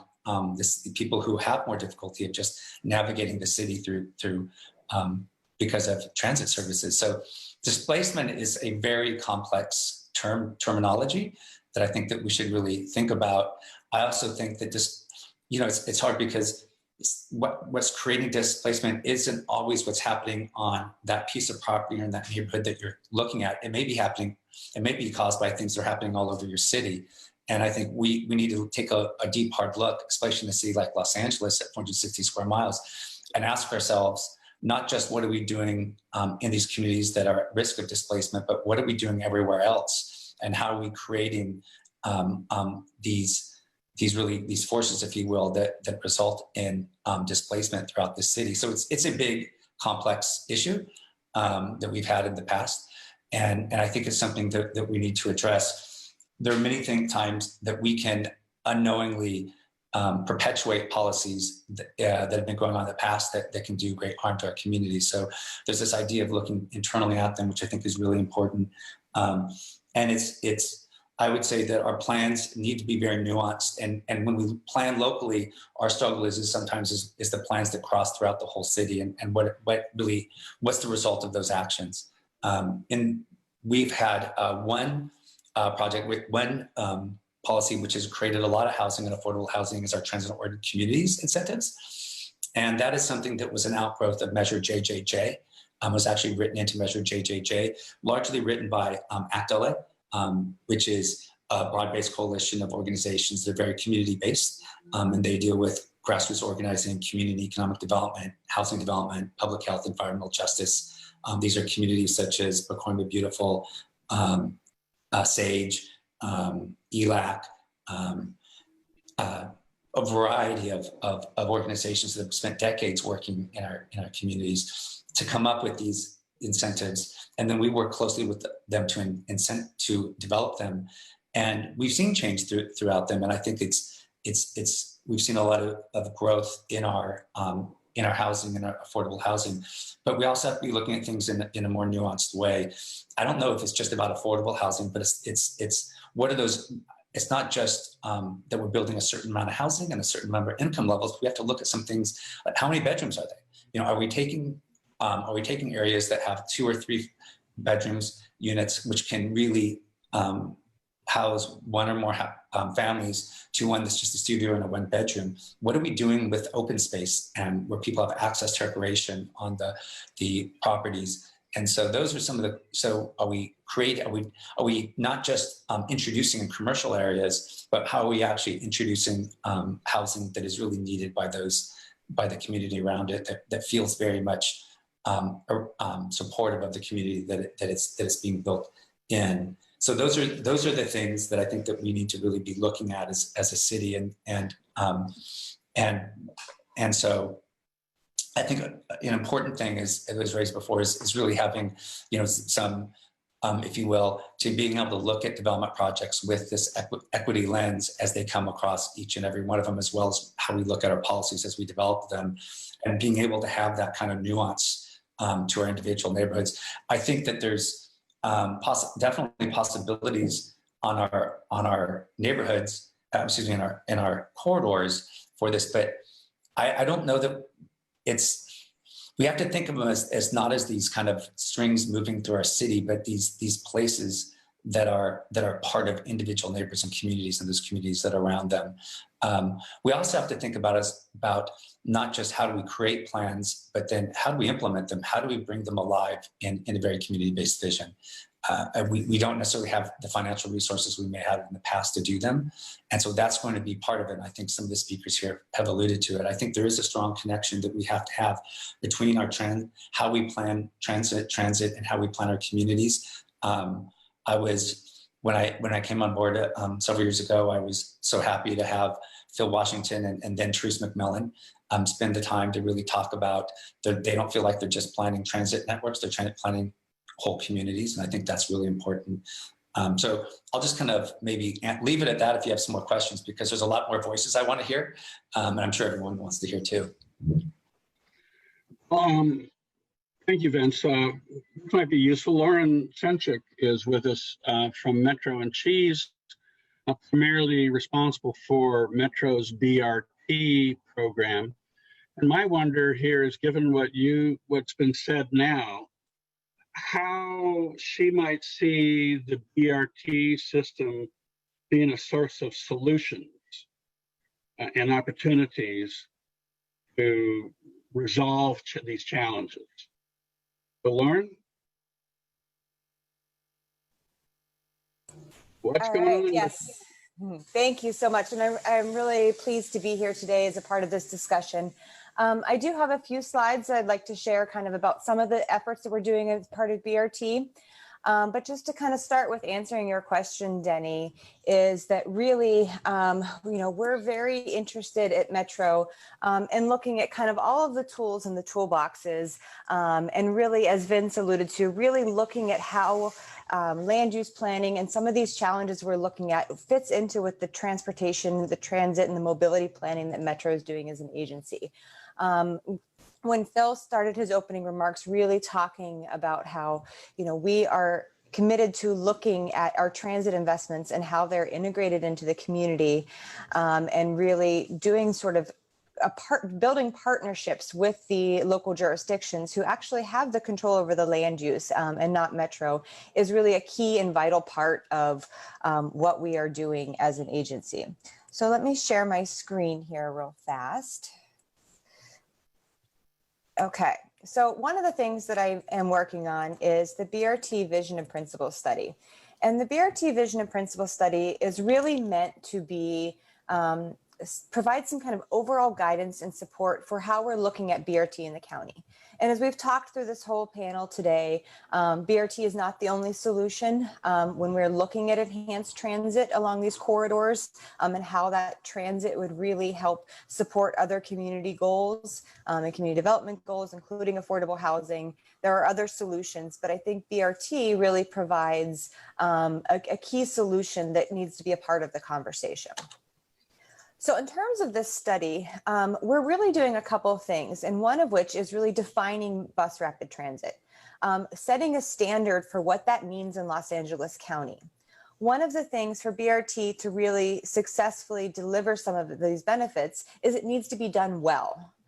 So we need to really set forth kind of those standards for what that BRT is, so that we have a common set of talking points about BRT and what does it mean for a community when we're looking at it. In addition to the 4 corridors that were identified in Measure M, Measure M also identified some program funds for future BRT corridors. So this study is looking countywide for opportunities for where we could best utilize those Measure M funds. And we're really supporting those Measure M projects through design standards, design criteria, and then really looking at this from a network approach. Not only what are the first corridors we should build with those program funds, but how do we grow that into a comprehensive network that really helps serve the entirety of the county and really leverages the investment we're making in our other corridor projects, including the rail network. When we're talking about BRT, we are looking at really a little bit of flexibility, looking at how we can accommodate the complex geographical and political constraints of LA County. There is not one solution that fits all. And I think, one of the things that I think is very key, and if I have to guess, I'll guess that KeAndra, who's coming up in a little bit, is going to talk about this a lot more. But this means really thinking about our projects through an equity lens, and really making sure that very extensive community engagement is done so that we're applying the right transportation solution to the right context. And then that transit solution is really married with the right approach in terms of land use and other community planning that really is right for each individual situation. When we're defining BRT, we've used that to develop some standards. And we've done something a little bit different in LA and at Metro, in that we're really focusing on both prescriptive and performance standards. Most of the definitions and standards of BRT are really focused on infrastructure. How many miles of dedicated lanes do you have? Do you have dedicated stations? What does the branding look like? We're looking at that, but also really looking at it more from a performance base and what this means for the users of the system. We want to make sure that the on-time performance, the frequency with which it comes, the bus speeds are something that are really front and center, and that what that really translates to is that we are applying the right infrastructure tools in the right spots where they're needed the most to deliver the most benefit, rather than saying, hey, we've delivered a BRT because we have put 50% of bus lanes along 50% of the corridor. They just happen to be the easiest spots and not where they were needed the most to really provide those benefits. So we're really looking at sort of this merging of how BRT looks and also performs. We've developed design criteria on a number of pieces of it, from operating standards, what the stations look like, ITS, running ways, branding. But one of the things I really want to draw your attention to is we're really focusing on thinking about BRT and how BRT would work with transit-oriented communities. Really thinking about putting BRT in, how do we work with communities to make sure that we're able to really realize the benefits of that transit investment, but we're really also delivering kind of the vision that the community wants to see. So that's everything from walkability, bikeability, urban design, the intersection with land use and housing, and really just making sure that we're not just plopping transit lines, whatever mode they are, whether BRT or rail or anything else, down on a street and walking away. That Metro really sees us as having the responsibility of developing partnerships with the local jurisdictions to make sure that those transit investments are leveraged the best way possible. And really the key is, Metro does not own the right of way. We do not have control over land use planning, and nor should we. But what we can do is we can start these conversations very early with those local jurisdictions and with the community, and continue them all the way from early planning processes all the way through the implementation of a project. Stations are the easiest and prettiest to show. So I did want to show a little bit of a rendering of a station. This is kind of what we're thinking about. But one of the things I think, if you really want to invest in full BRT, is to really think about how stations fit into the design and the urban fabric of the corridor that you're looking at. How can they promote walkability and really not just be something that's sort of plopped there? So we're looking at pretty simple solutions, but that for stations, but also those that really provide a sense of permanence and investment as well. To me, it's not a BRT if you're just throwing a sign blade up on a pole and saying the bus stops here. We're also looking at really, screening corridors to identify those first investments, but also developing sort of this longer term visionary network for where we'd like to have a future BRT. And we've been looking at a ton of criteria, both in terms of prioritizing corridors, but also really thinking from a network approach. One of the key things that we've heard over and over again from our stakeholders is that, we don't want to think about lines on a map as individual lines. From a mobility perspective and from a transit perspective, we're really looking to create a network. In the early discussions. Joe was talking about really kind of some of the intersections of corridors with other lines. And I think that has to be a part of this conversation. You know, our goal isn't to get people from the north end of the street to the south end of the street. Our goal is really to connect people with where they live to their destinations. So we have to think about these corridors in terms of how they fit together as pieces of an overall puzzle. Obviously, ridership potential has been a part of our screening criteria. It's important. I think land uses and really what those land uses are and how supportive they are for transit is a key piece of prioritizing corridors. We've been looking very closely at equity and then trip length. And by trip length, we really mean how far are people traveling, because different types of trips are better served by different modes. And BRT isn't the solution to all trips, but we're trying to find those corridors where the types of trips that people are making would be well served by this type of service. Really looking at existing conditions where we have the opportunity to provide those benefits that BRT could be. You know, and so that does lend itself to kind of some of these boulevards and corridors. BRT, frankly, just doesn't work that well when you've got one lane in each direction, because a big part of BRT is providing those speed improvements to buses. So we are looking at corridors where we can really focus on providing that infrastructure and providing those promised benefits that we would live up to the promise of our new definition of BRT. And really looking at how do we fill in gaps? How do we provide that connectivity to places that don't have it?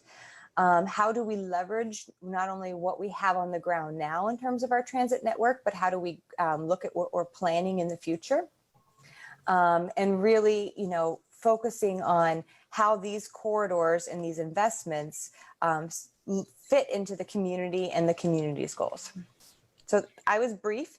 I want to make sure we save time to get back to the larger conversation about, you know, affordable housing and the intersection, but I did want to just provide a little snapshot into the BRT tool in the toolkit. Thank you, Lauren. I think that's a really good setup for talking with Gateway City leaders, because you know, their corridor, Atlantic Boulevard is a corridor in Gateway, and the Gateway Cities is a part of the region that I think is very actively planning for transit, for enhanced transit services. So maybe Nancy Pfeffer would be game to jump in here and give us a bit of your observations about what this conversation might mean for your region you serve. And Denny, we've got about 5 more people and half an hour. So maybe we can go to kind of top lines and lightning rounds, because you've got an amazing group of people who could really dig in on some questions in a lightning round. Like Nancy, straight up, can you imagine your cities actually accepting the elimination of R1 zoning, a whole lot more affordable housing, more density? I mean, I'm just kind of curious, just from the top lines, just to try to get it going. What do you think of some of these visions? And then to Destiny's point, this is about participatory planning. So this is very top down in its visual, in its conception, but the communities you have are very distinctive, smaller cities, each have a unique history and a unique set of political players. So how does this work for a place like the Gateway Cities? Sorry, Danny, I just wanted to break it up a little bit.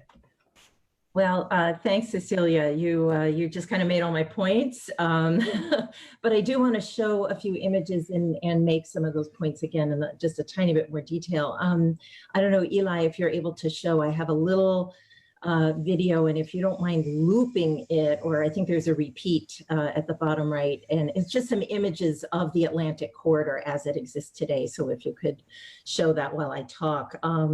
You know, Cecilia, you really raised a lot of the key issues that I've been jotting down and preparing to talk about. And I think when Vince spoke, he really highlighted the difference between, you know, a city like LA and all of the many, many cities that we have in the Gateway Cities. I want to just read you along the Atlantic Boulevard corridor in our region.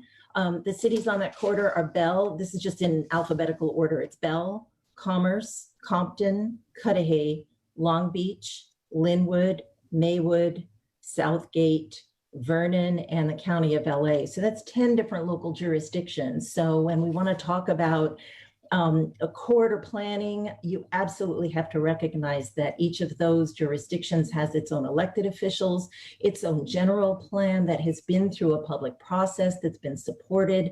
And absolutely, when you start to talk about regional plans or state bills that are going to impose rezoning requirements, that's very, very touchy. I want to also describe these communities just a little bit more to you. It's not really evident from these photos I'm showing you, but these are incredibly dense communities. And I want to share also some of the information. We have pulled together our population densities. The list starts with New York at 27,000 population per square mile. Our list, you've got Maywood, Huntington Park, and Cudahy, all below New York and above San Francisco, which is at 17,000 population per square mile. So we've got 3 cities that land in between New York and San Francisco in terms of their population density. And 2 of those, Maywood and Cudahy, are on this corridor that you're seeing. And 3 more, Linwood, Bell, and Southgate, are not far behind in that ranking. What we have in terms of residential patterns is a lot of very crowded. You might see single family housing if you drove through, but know that there are multiple families in those homes. Know that the garages are all converted, legally or not. There is a huge amount of density crammed into these areas that look very low rise and very single family. And the result of that, it's a very auto dependent community. Parking is really at a premium because the transit network is such that people absolutely prioritize getting access to a car. And as soon as they can do that, they have the mobility they need. And that means that parking is essential. So you talk about doing some kind of enhanced transit, enhanced bus or BRT on these corridors, and you can see kind of the physical plant that we're dealing with. And I don't want to sound like it's not possible. So please, I hope you don't take it that way. I think that we do see, I was very intrigued to see Peter and Joe talk about the benefits that could be had. Those absolutely are very attractive benefits for lower household costs and lower transportation costs. But just know that we have to go through a very focused process in working with cities. I want to raise one other very critical point, which has to do with tax revenue. And the way that cities are able to provide services to their residents. When we're talking about bringing in additional residents, that is not necessarily a bad thing. And we absolutely know we need affordability, but also please understand that all of these little cities that I read out to you, I don't think there's a one of them on that list other than Long Beach that gets more than 10 cents on the dollar of property tax revenue in that city. It all goes other places. And what we did at the direction of our board was actually to recommend an incentive approach so that our cities could, when they rezone a commercial property along such a right of way to residential, they would be able to keep that property tax in the city to have the revenue to pay for new residents, pay for those services, apart from the part that goes to schools. So we are hopeful of trying to get that actually moving through the legislature, and that kind of incentive would be really essential to make a process work other than having it imposed on us from a regional or a state level. So I think those are all my main points. I could go on and on. I'll say one other thing, Denny, you acknowledged that we are doing planning along these corridors with these cities. We're engaged right now in a complete streets corridor plan with the cities along Atlantic. It's our 3rd one. We've done 2 other arterials, and we have many more queued up, including Slauson. And the process involves bringing the electeds together at the beginning, working very closely one-on-one with the city staff, and bringing the electeds back together at the end. And we should have an output from our Atlantic corridor probably around middle of next year. So I'll stop there, but hopefully I've made the point that there is a lot of complexity in working with multiple small jurisdictions. There's absolutely potential here, but we also have to recognize the local issues and the fact that there are many multiple jurisdictions here. I just wanted, one thing is the visuals you provided really show the type of underinvestment in amenities that Destiny was talking about. These are communities that desperately trees. They desperately need clean water, open space. They're extremely dense. So something truly transformative that's community driven is what it's going to take to make a difference, because you've got to grow a massive amount of public support over some of these ideas you're talking about, Nancy. It's really going to take that. So you guys are trying, but it's tough. It's tough in this quarter. Let me add one other essential piece that has not been mentioned at all, and that's broadband and internet access. For heaven's sake, this is so crucial. I don't care what kind of job you do. If you're going to learn at home, if you're going to find a better job, whatever it is, even if you have to be physically at your job and you can't work remotely, I don't care. Broadband and internet access is incredibly important for these communities. So I just want to add that into the mix when we talk about these kinds of investments in corridors. Tunua Thrash, don't you live near Long Beach, Atlantic Boulevard in Long Beach? You know this corridor pretty well, don't you? I do. So Denny and Cecilia, thanks for this conversation. There are very few places that we could hear from Joe and Peter and Destiny and Vince and myself and all of the other great folks who are here today. And now that I'm in the conversation, let me tell you sort of where my head is at this moment and what I want to talk about, and part of why I come to this conversation. So I come to this conversation with the obvious titles, right? The obvious title is, I've been a developer. I know what it's like to try and assemble a bunch of commercial small properties to try and do some work on the boulevard. I come to this conversation as a financier, as someone who is looking at, trying to finance affordable housing and saying, shoot, we only have one source. It's really only the low-income housing tax credit, LIHTC, and it's not enough, and it's not producing the amount and the kind of housing that we need for communities. The part of the conversation that's not as obvious as to how I come to this is that I grew up in those neighborhoods in South Central Los Angeles, along one of those, wonderful tree-lined, to some extent, streets that was actually had a commercial corridor that has never really thrived. My grandmother never saw that commercial corridor thrive. My mother never saw that commercial corridor thrive. And I never saw that commercial corridor thrive. And I have children, and they have not seen that commercial corridor thrive. And there is work to do to see opportunities. But the two areas that I come to, the more obvious one as a developer, yes, it's going to be hard to assemble this. How are we going to do this? How are we going to incentivize getting the land together? And two, how are we going to finance it? But I'm only willing and interested in solving for those things if we can move and look at the equity and justice that needs to take place as the reason to solve this. So for me, solving this is about, yes, can we develop along the corridors? Okay, let's solve for that. But in solving for that, I want people, not just in this community, to live in that housing. I want them to build it. I want them to own it. I want them to be part of designing what it looks like. And so that's the piece of the conversation that I think is still really critical as well. I'm motivated to solve it, but I want to see the people who have lived along these, intersecting streets and these single family homes for all this time. I want to see them be able to be part of actually being on the workforce and building this housing and this multi-sector kind of, developments we want to see on the corridor. I want to see them be part of some level of ownership, right? So why can't the people who are in these neighborhoods also own the commercial corridors and the new activity that is going to be happening there?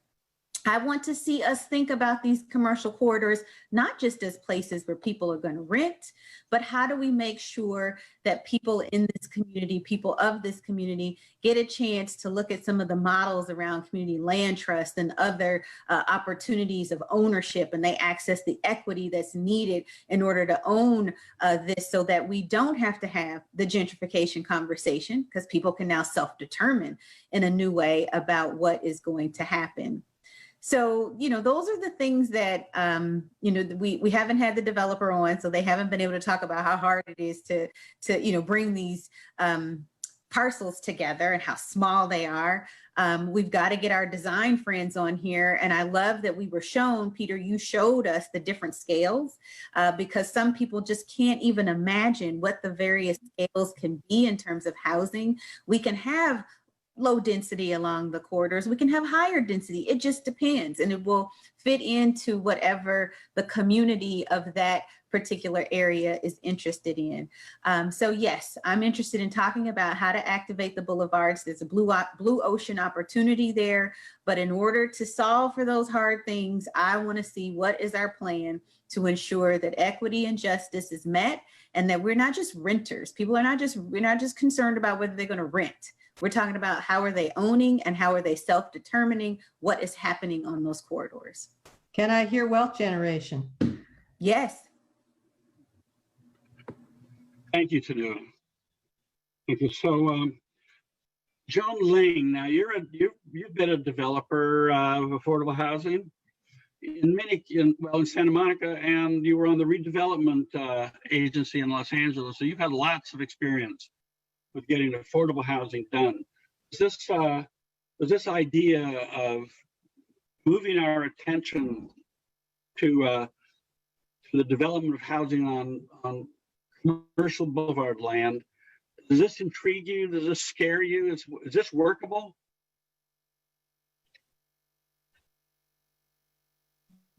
You're muted, Joan. We can't hear you. Thank you, Cecilia. Thanks, Denny, for the question, and hi, everybody. I want to spend half a minute putting the question into context. McKinsey did a research report 4 years ago and said that California has a $50 billion with a B, $50 billion per year affordability gap. If you figure that Southern California is about 40% of the population, has 40% of that gap, that's $20 billion a year that we're short, that we need to bridge that gap. And if you capitalize that amount, we have a $400 billion nut to crack, capitalized. So $400 billion nut. To look at it another way, SCAC estimated that we need to build 1.34 million housing units over the RHNA period.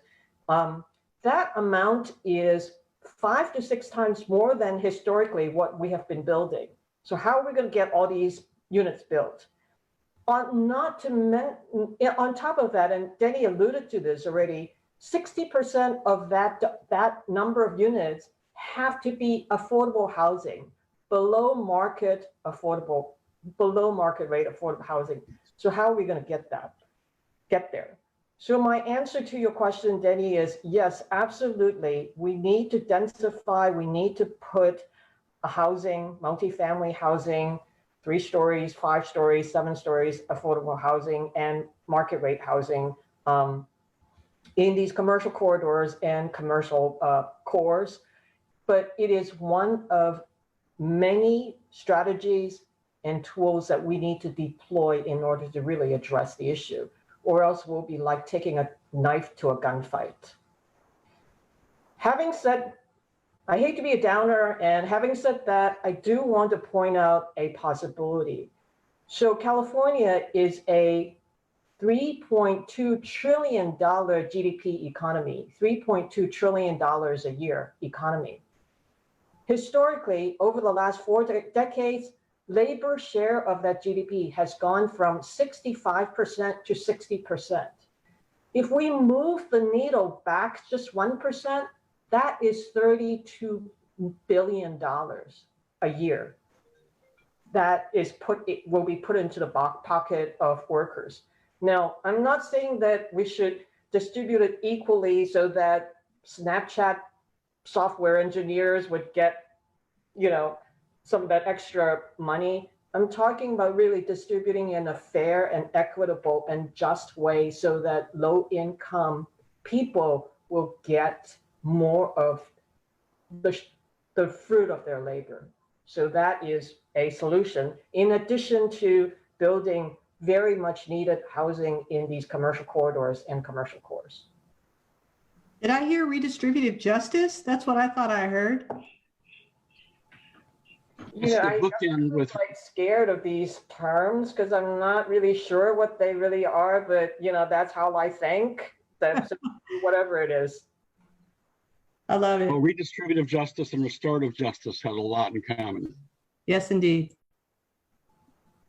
Okay, so again, we want to be conscious of our time. And Romel, here you are. All these housers talking about and the transit folks talking about, and you're a bike advocate. Do you see opportunity here that might transformative in nature, for example? I mean, we've been working very successfully at making the case for enhanced bike activity and bicycle use in Los Angeles County. There's been more money created, but there's been a lot of disappointments in the local planning. Can these boulevards of equity and opportunity address some of this concern? Yeah, let me start by saying we're not only a bike type of organization, we're really community organization, multimodal, walking, pedestrians. I just want to show two pictures, and it's partly because I want to show people. We haven't seen people in a long time. Thank you, Romel. And I feel like this is Hollywood and Vine at a CicLAvia day. And then the next slide is Central Avenue in South LA, which was just this past February. And you can take the slides off now. I just wanted to reinforce that, the work that we all do really focuses on people. And I really appreciate the work that Destiny has done and, historically has done for the past several years, really pushing for these issues in the city. And, Tunua, if folks don't know, she and I worked together way back when she was still an intern and talking about these issues of environmental justice and social justice. And if there's anything that CicLAvia has taught me or taught us is this whole notion that there is an appetite, no matter where you live, no matter, how you get around, there's an appetite for these different types of modes of transportation. Right, and you saw two places, very touristy, Hollywood and Vine, to South LA, Central Avenue, and what was really common was a sense of joy, right? And I always try to frame this notion of, when we talk about boulevards of equity and opportunity, what would it look like if we made well-being and joy a human right as much as all of the other issues that we all struggle with to try to push forward. And what I love about the topic, Denny, is that, you begin with equity and opportunity as the baseline. That's the floor by which we're going to, it's not something we're going to, that's where we should start. And if we start our local policy and all of those in that framework, I think about the UN did a happiness report. I don't know if folks haven't read it, read it. It's actually pretty good. And, we talk about these places that are innovative, and they're usually, Denmark and the Netherlands and Sweden and all those other places. And I always think LA is one of those places that is so innovative.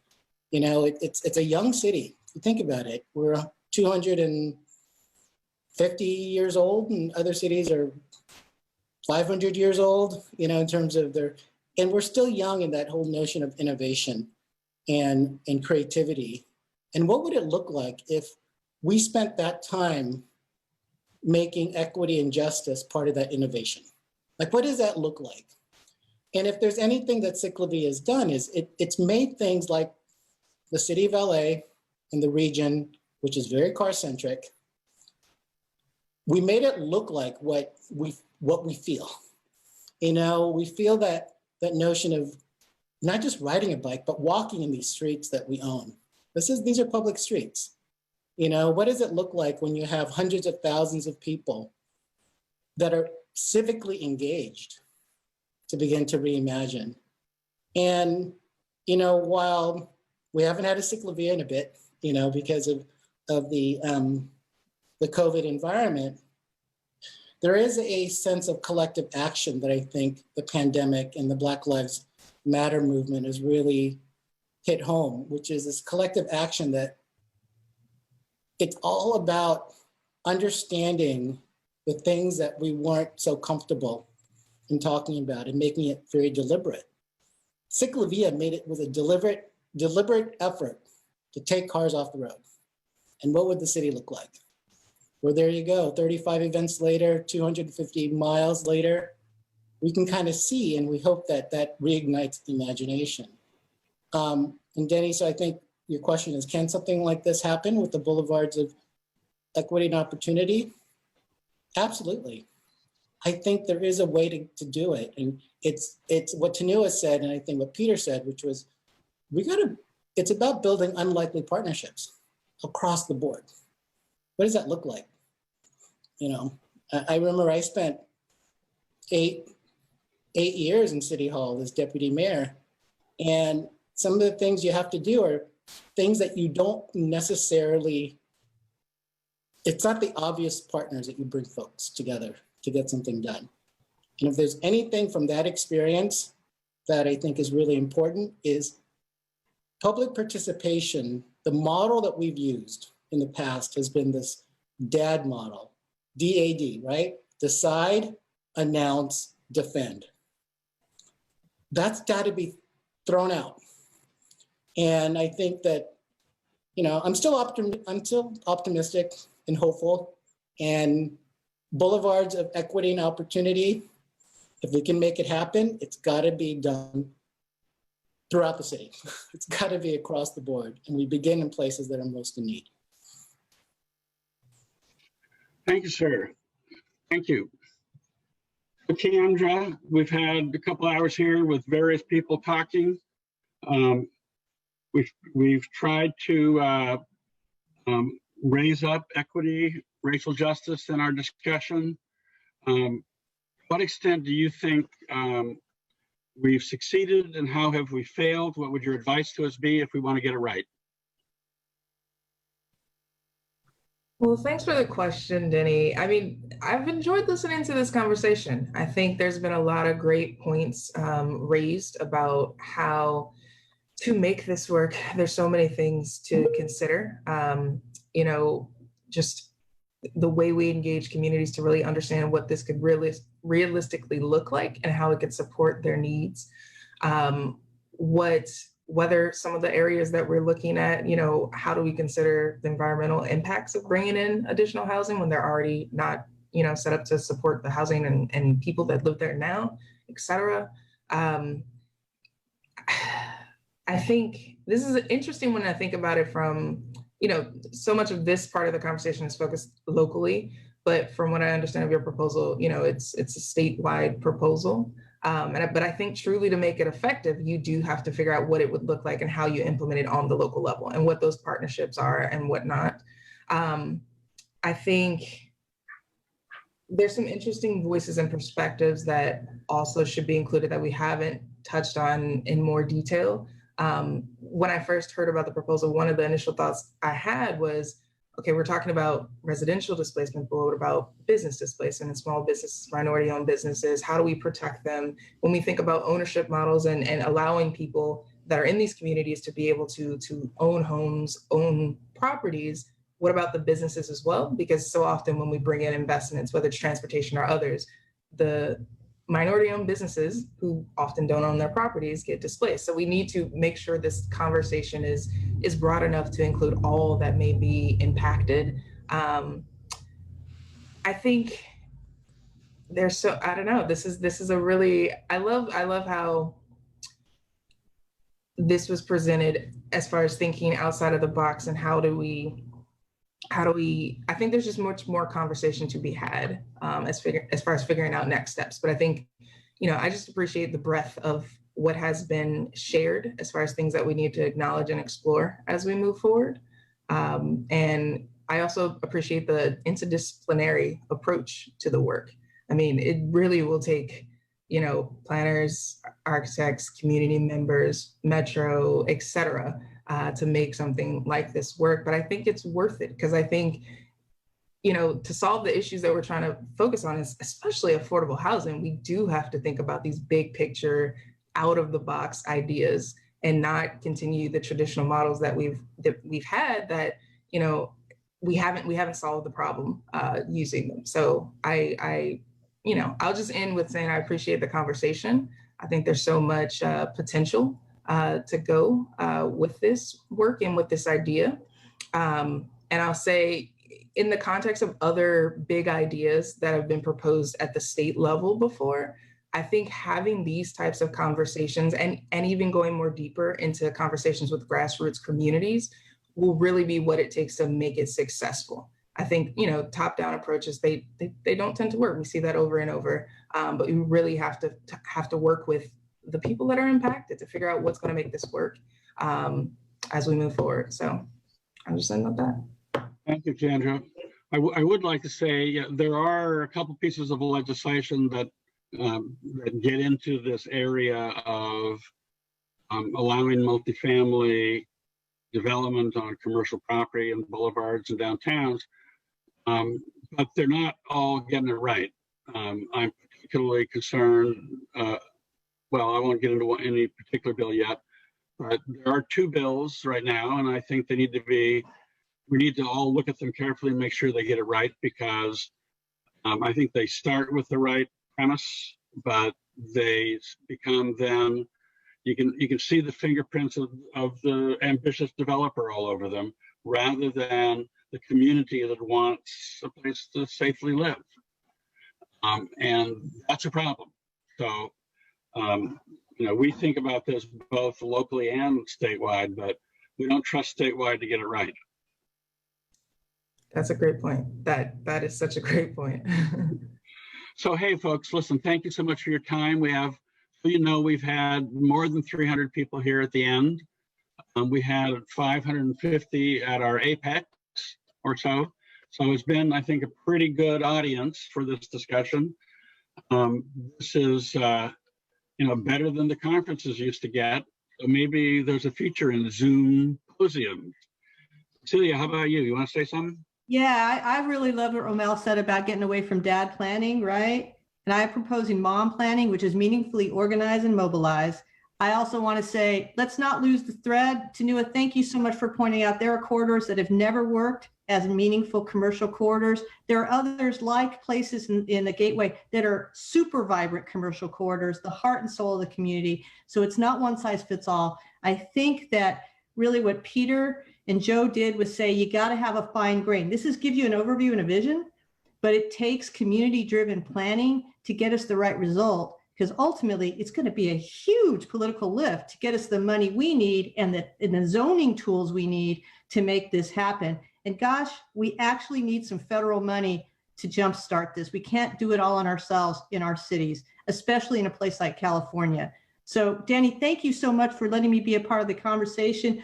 I miss you guys so much. I can't wait. Hey, Nancy Pfeffer wanted to say something at the end here as well. Nancy? Thanks so much. Oh, I see Tunua has a visitor there, I guess. Hi.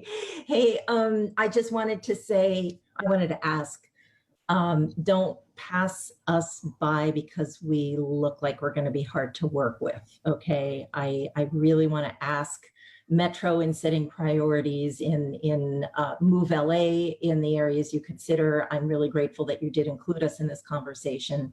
Let's work on a better process so that we aren't so hard to work with, but that we can really benefit. And I was saying to Eli also on text, I would love to see a follow-up event where we really talk about what are the new processes we need. And we have the collaborators here and more that can really design the mom planning instead of the dad planning. What does that look like, particularly in the era we're entering now? So thanks for letting me have that word. I'm writing more critical. West Santa Ana branch is going to be a game changer. Now we just got to give you the tools to make the most of it. Please, please, please. Yes, I didn't even get a chance to talk about that, but absolutely incredibly important to us. All right, so listen, thank you all for joining us. We've got a robust audience. We appreciate very much the information that we've received. This has all been recorded, and it'll be up on our website at some point, and we'll be pouring it over for points and counterpoints to learn from. So thank you very much. Thank you to our audience, whoever you may be.